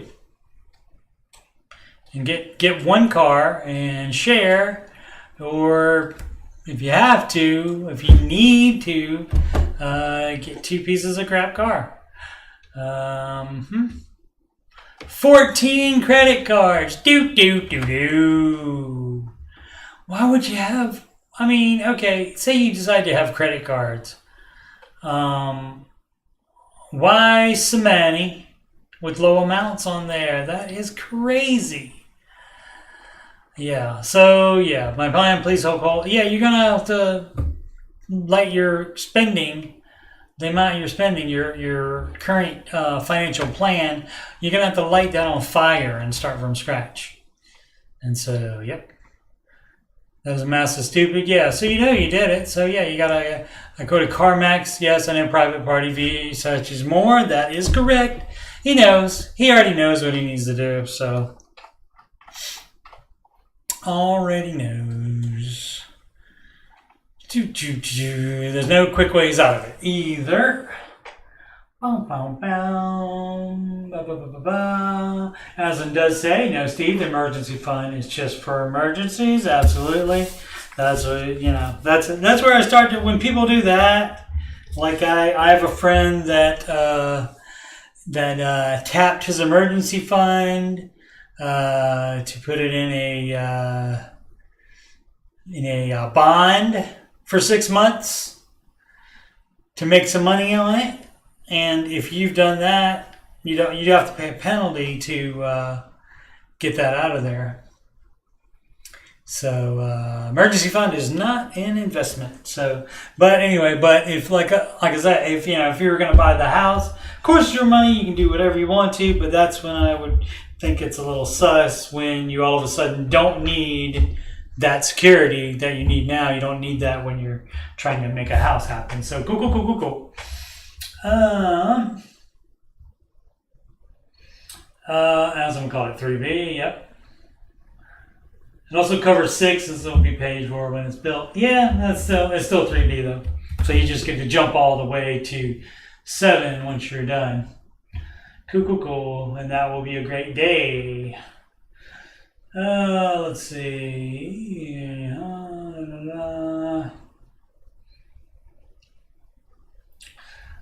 CP's internet is 105. That's the cheapest in the countryside. Yeah, that's why I don't go on the countryside. Internet is like the first thing I check when I'm moving somewhere.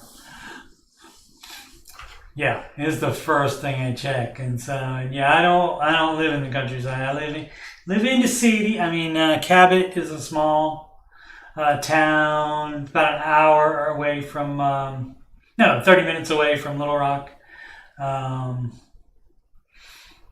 But yeah, I mean, yeah, if you only have one option, they got you where they want you for the internet cost.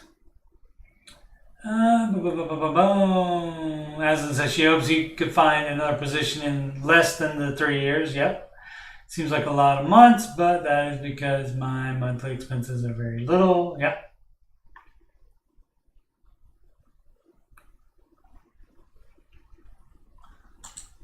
Yeah, but if the expenses are low and they would continue to be low while you were out of work, then it doesn't matter because it's same. You see what we're saying, Aslan? But if like you being out of work is suddenly all of a sudden gonna double or triple your expenses per month, then that's a different story. Oh, the big unplanned expenses, I got you. Just as big, even if you have. Okay, all right, fair enough. To be fair, so again, that's from Letter Kenny. Letter Kenny's a Canadian Joey. From Dr. TMK07. Mortgage life insurance. What?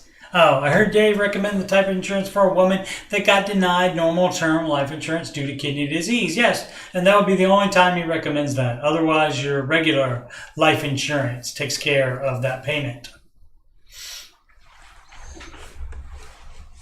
if you die. So that would make that monthly payment for your spouse, because that regular life insurance, the amount should be your 10 times your 10 times your yearly income, and then that way it makes at 10%. It on average makes replaces that income, and so there you're able to do whatever you want to with it, and in that case, maybe you pay off the mortgage and then address the other baby steps you are on without your spouse. Very sad, but yeah. So, and if you can't get normal term life insurance due to kidney disease, then mortgage life insurance is an option. If you are in bad health and can't get term life insurance at all, and you already have whole life, you definitely keep the whole life, because that is better than nothing. Hardest time finding a company that offers this. Oh, mortgage life insurance. Any recommendations? Zander Insurance. ZANDR. INS is the website.com. New here. Well, welcome. New to Reddit, not necessarily new to Ramsey. We'll see about that. Inflect 10N. I'm looking for advice on budgeting. I struggle with keeping my sanity while keeping a budget. It can take some time. It's very normal for it to take 3 months for you to figure it out, especially if you haven't done what we were talking about before, where you don't even pay attention to what you're buying at the store. So if you're not paying that much attention to it, then it is going to be rough, because you don't know you have no idea what you usually spend at the grocery store on groceries, for example, and a lot of other things maybe like that. Our Lord tells us not to be anxious. Okay, I don't know exactly what psalm that's in, but I'll take your word for it. I'm sure he tells us to be calm, at least. That our Heavenly Father knows our needs and is eager to provide for them. Yes, don't use the Bible to try to justify what you're doing, though. Bring them $60K a year, family of 7. That's a lot for a family of 7. It seems to me that Ramsey's go-to is get a bigger shovel. Yep. But I have the best possible employment I could hope to attain in my area given my credentials. Well, maybe you got to move then. Does anyone have any wisdom or resources for ideas of balancing faith and traditional family roles with modern day budgeting? Also, according burnout. I guess that's correct English. Also, according burnout. Well, I guess you don't have to say according to burnout. It's like also referencing burnout, that kind of thing. So that may be correct English. I diligently logged nearly every transaction into a spreadsheet for a year, only to find that I couldn't bring myself to look at it anymore. Well, that's a you problem. So looking for some information, look to your faith for that, so you can look at your finances. You just have to keep trying. If you can't stick to a budget, if you have trouble making the budget, you got to keep trying. You're not going to get it right away, probably. But if you were logging nearly every transaction, I'm assuming you tried to make a budget at that time too, and a year might be excessive for that. So what I think this person is doing is, especially with the Lord being brought into it, is bringing, well, again, like I said, don't use the Bible, don't use God to justify things you're spending money on that you shouldn't be spending money on.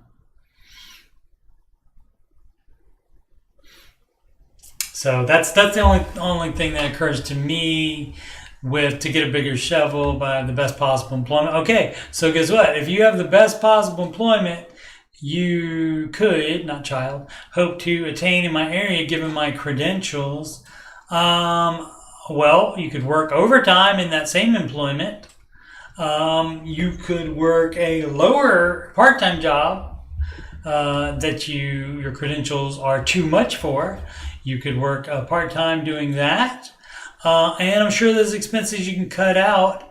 But I hope you're not trying to justify that with our Heavenly Father knows our needs and eager to provide for them. And so thinking, oh, God wants me to spend this money. No, He does not. I assure you. Let's see. Balancing faith and traditional family roles. What does that mean? I mean, with a family of 7, if your wife isn't working, that's fine with me. I don't have any problem with that. So if that's what you mean, that the wife isn't going, because you would spend more than she could make probably on daycare.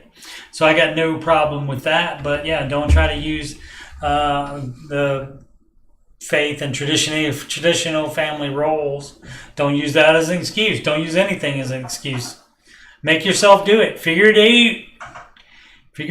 If you can't, ask for help with somebody that does have a budget. You can ask your pastor at the church if there's somebody there that could help you. If not the pastor himself or herself. So, and this person is in this boot too. Okay. Yep. There's not going to be a magic pill for any of this stuff. Not an easy button. Comprehensive Rise 187 Business and Personal. Starting the Dave Ramsey Plan and Financial Peace University. But I also own a business. What's best practice to keep business expenses separate from personal? A different account. A lot of my debt is from starting a business, but I don't want to close. Okay. If I could keep it afloat and become debt-free, that would be ideal. But is it plausible? Any advice would be great. Yeah, if it's making enough. If it's not making enough, you need to close it. So, and it's not really separate. You're the one that signed for the loan or swiped the credit cards to start that business. And so that's on you. So a lot of people say that, they do that when they are talking about debt. They say, oh yeah, but that's business debt. That belongs to the business. No, that's your debt. So it's not really separate. You owe both, so they should be included in baby step 2. As far as going forward, the business should have a separate account, and the business should have a separate emergency fund too once you get to that step. That is called retained earnings, and that helps you handle business emergencies or downtimes, etc., etc. Oh, let's see what the kids are doing. Boom, boom, boom, boom, boom.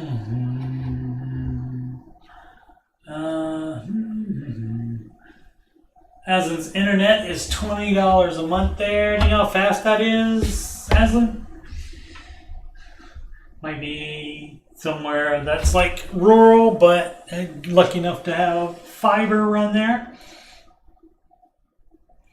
CP going through life insurance. Got married and now are dependent on each other. We are getting the right insurance in place. Excellent.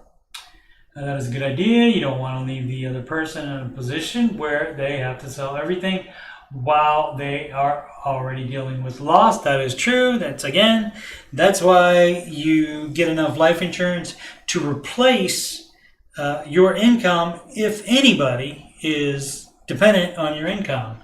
That would be a spouse, that could be kids, whoever. If they're dependent on your income, then you need that life insurance, and that is a big part of baby step 0 as well.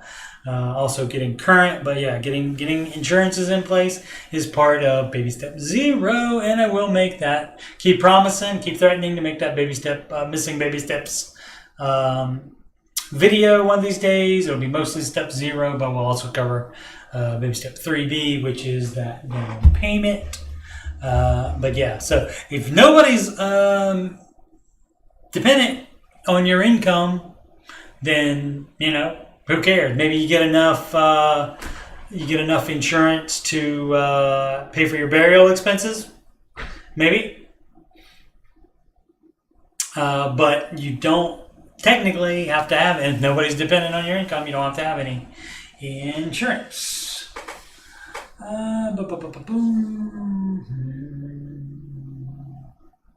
Hasn't done have any life insurance. Just maybe one day.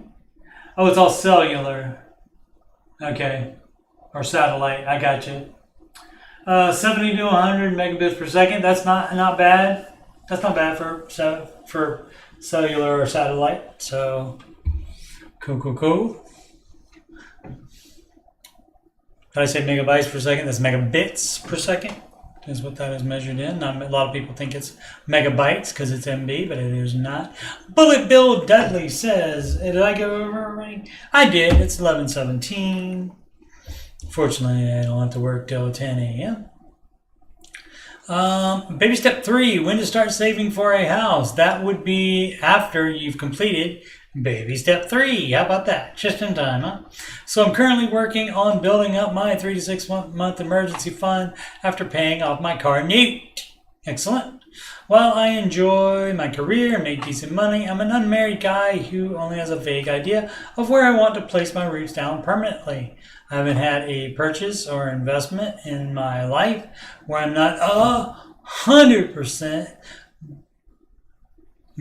what it is going to cost. Okay, he means what he knows, not 100% what it is going to cost. Yeah, the kids leave out words sometimes and even phrase it wrong, but that's what he means, where he's not knowledgeable of exactly what it's going to cost prior to me making the purchase or even saving up money for it. Okay, well, when you get a house, you won't know exactly.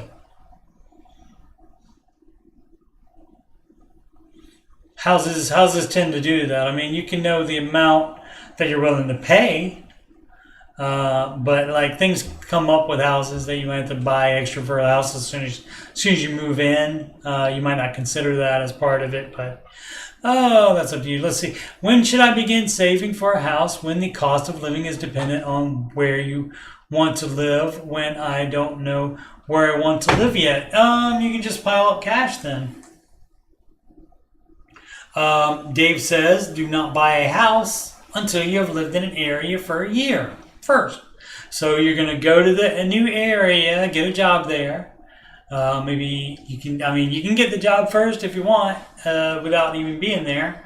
But either way, you go there and you rent for a year, and you decide if you want to live there or not. And if you do want to live there, then you start piling up cash. You can already start piling up cash for that, because you will not have any debt and you'll have your full emergency fund. So you should just have expenses and the 15% of gross income, invested in retirement.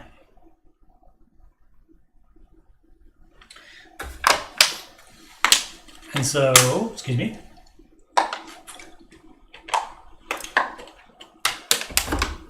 So yeah, so you can start doing that. You can, but you don't have to retire. You can, or you don't have to. You do have to retire at some point. You don't have to start retirement savings. Dave will let you, after you finish baby step 3, Dave will let you take 3 years off of contributing to retirement while you save up a down payment. And so you got 3 years you can do that. But yeah, you don't buy the house unless you've lived there a year, is the advice of one Mr. Ramsey. So, and I know it sounds like you're going to be that kind of person that is not comfortable with that kind of unknown, but you're the one making it unknown by not having decided where you're going to live yet.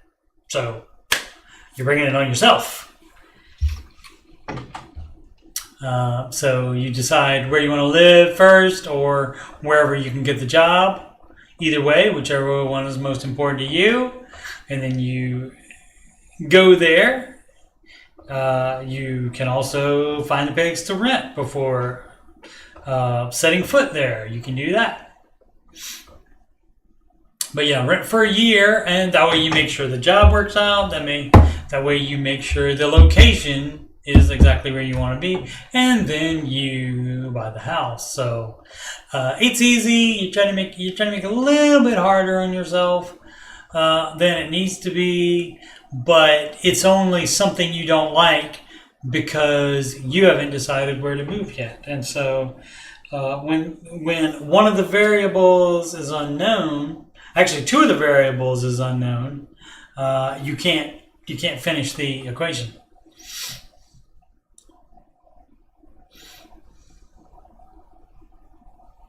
At least not, maybe in math you can, but not in this situation. Alrighty. Oh, let's do two more. Dan 13 threat. What would Dave do? Flare, WWDD. Pause, baby step 2. Let's see. Currently, 161K in student loans. I have so far paid off around 55K over the past 6 months. Excellent. That's good for 6 months. That is great. So that would mean you can be out of debt if you don't pause it. You don't have to pause it. In year and a half. Yeah, year and a half. However, my loans are in the process of being transferred to new services and have been paid in full. So I can't make payments right now even if I wanted to. You can still save that money. You can save that money up and throw it all to those loans. Right then, you can throw all of the... it's just the student loans? Yeah, so if they're being transferred, then you can throw all that on there. A person that is paying the student loans off, instead of putting the money in a high-yield savings account and waiting to see what the government does, this person is paying it off. Let's see. Can't make payments right now, but you can not spend the money on something else. They said the transfer would take around 2 weeks, but of course it's been 3 weeks. That's fine. It doesn't really affect you. Like I said, you can just hang on to the money until you can make a payment. So save up the payments I would be putting towards loans and make one lump sum payment after the transfer. Or, so if there are multiple student loans and they're going to be different ones, you would pay off the smallest amount first. So you would put all of it except minimums to that. And this is the scheming and scamming part probably, to temporarily pause baby step 2 and use these would-be payments to build up my 3 to 6 months emergency fund. Nope. You can pile up cash, but it's for the student loans. So you just pile up. Anytime you pause baby step 2, it's to pile up cash in case you need money for an emergency like pregnancy.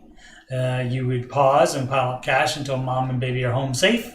And then all that cash that you didn't need to use for the situation that you paused it for, all that cash would go right back to whatever baby step you were on when you do it. So nice try, but wrong. That would be doing baby step 3 before 2, and that's not how it works. Let's see, is that... Oh, yeah, I did. Click on the whole thing. All right, please delete if not allowed. They deleted their account. So let's see. As you all know, I'm a student nurse. Why would we know that?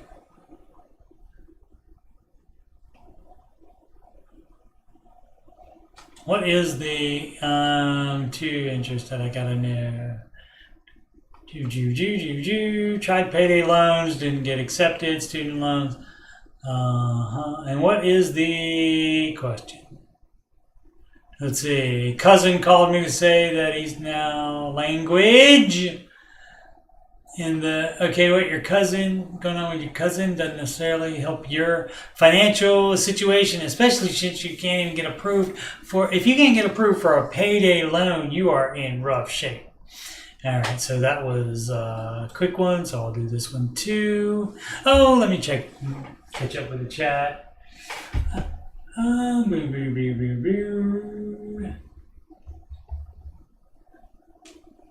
Let's see. Oh, he's out. CP is out. Night Steve. 4 a.m. comes early. That does. You're right. Aslan would not buy a house unless you're planning to stay there for 5 years. That is excellent advice as well. All right. Yeah. Thanks to both of you for chatting this evening. I appreciate it. Alrighty, hello. I wonder if that's the England or the Australia, or it seems like it's somewhere other than the United States, but you never know. Never know. Maybe somebody that defected. Let's see, from Spider GTO. I believe that is a kind of car. Baby step 7. It's just BS for baby step, but okay, I figured it out. I figured it out. Baby step 7 and beyond. To all those who saw my other post a few days ago and gave congrats, I thank you. I find myself in a new dilemma. Well, baby step 7 is not a dilemma. But let's see. 1099 self-employed person. I was reading on the IRS website that SEP IRAs are the only thing you may invest into if you have one. All right, you should certainly get one. I currently do not have one, but was before reading this thinking of going that route. If that's the only one you can do, you can't do a Roth from being a Roth IRA. Let's see. I'm looking to weigh my options. I have a Roth IRA. Okay. Hardy has one. An old 401k from previous employer totaling 100 plus. Okay, on a good day. Okay. Is it worth it to me to go SEP IRA? What else would you go to?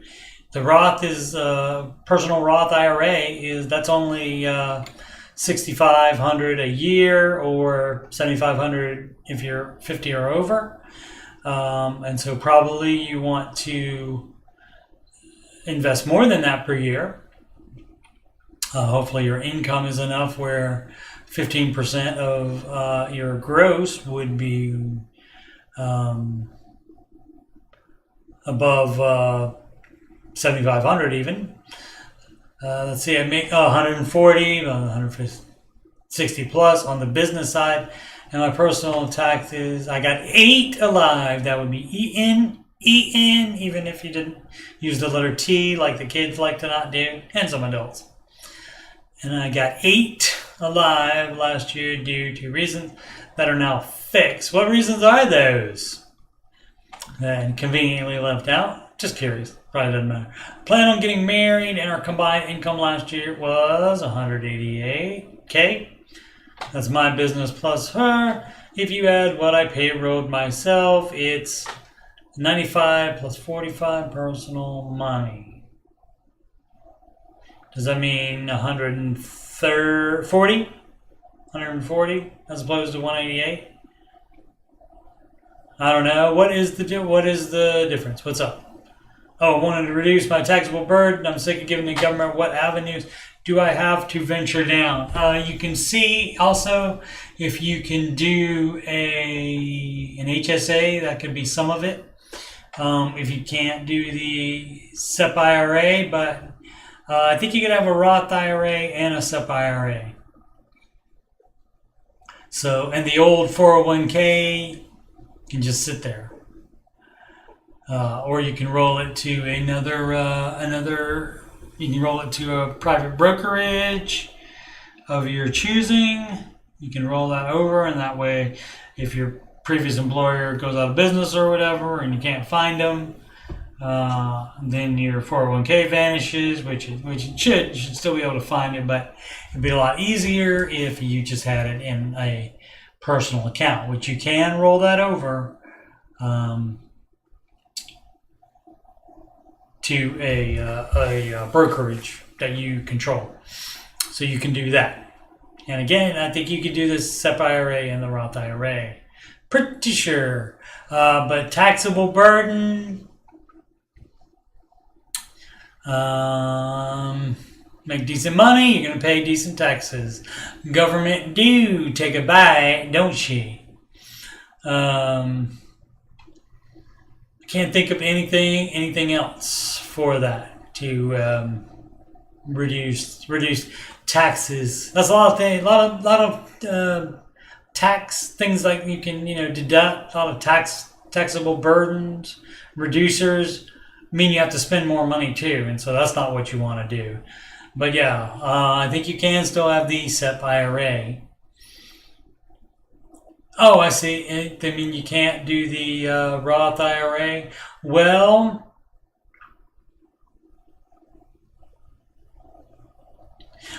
see, you're not. I mean, if you can't, you just don't invest in the Roth IRA and the old 401k, which I assume you're not investing in anymore. That certainly doesn't include previously contributed amounts before you open the SEP IRA. So at worst, you would have to just stop investing in the Roth IRA, and you could just keep it open and let it keep growing while you do the SEP IRA. And I believe, if I'm not mistaken, there might be a Roth SEP IRA as well. Alrighty then. So I guess we will call that a show. Let me bring up my lovely. Oh, where is that image? It is right there. There we go. Let's check on Aslan again. Most likely forgot you need to pay 15.3% of your gross income for Medicare and Social Security when you are self-employed. Then you also pay income tax. Oh, yeah. Yep. That can do it. Thanks, Az. It's Aslan. Thank you so much for spending time with me this evening. CP, Christopher Pittman, and Aslan. Thank you so much. It's much more fun than doing it by myself, but I do that. Once again, I'm Coach Steve Money, a Ramsey Solutions Certified Financial Coach, and you can schedule a free financial coaching assessment with me at calendly.com/Coach Steve Money. If you're having money problems, or if you are just want to make sure you're on the right track, you can take advantage of that free financial consultation assessment.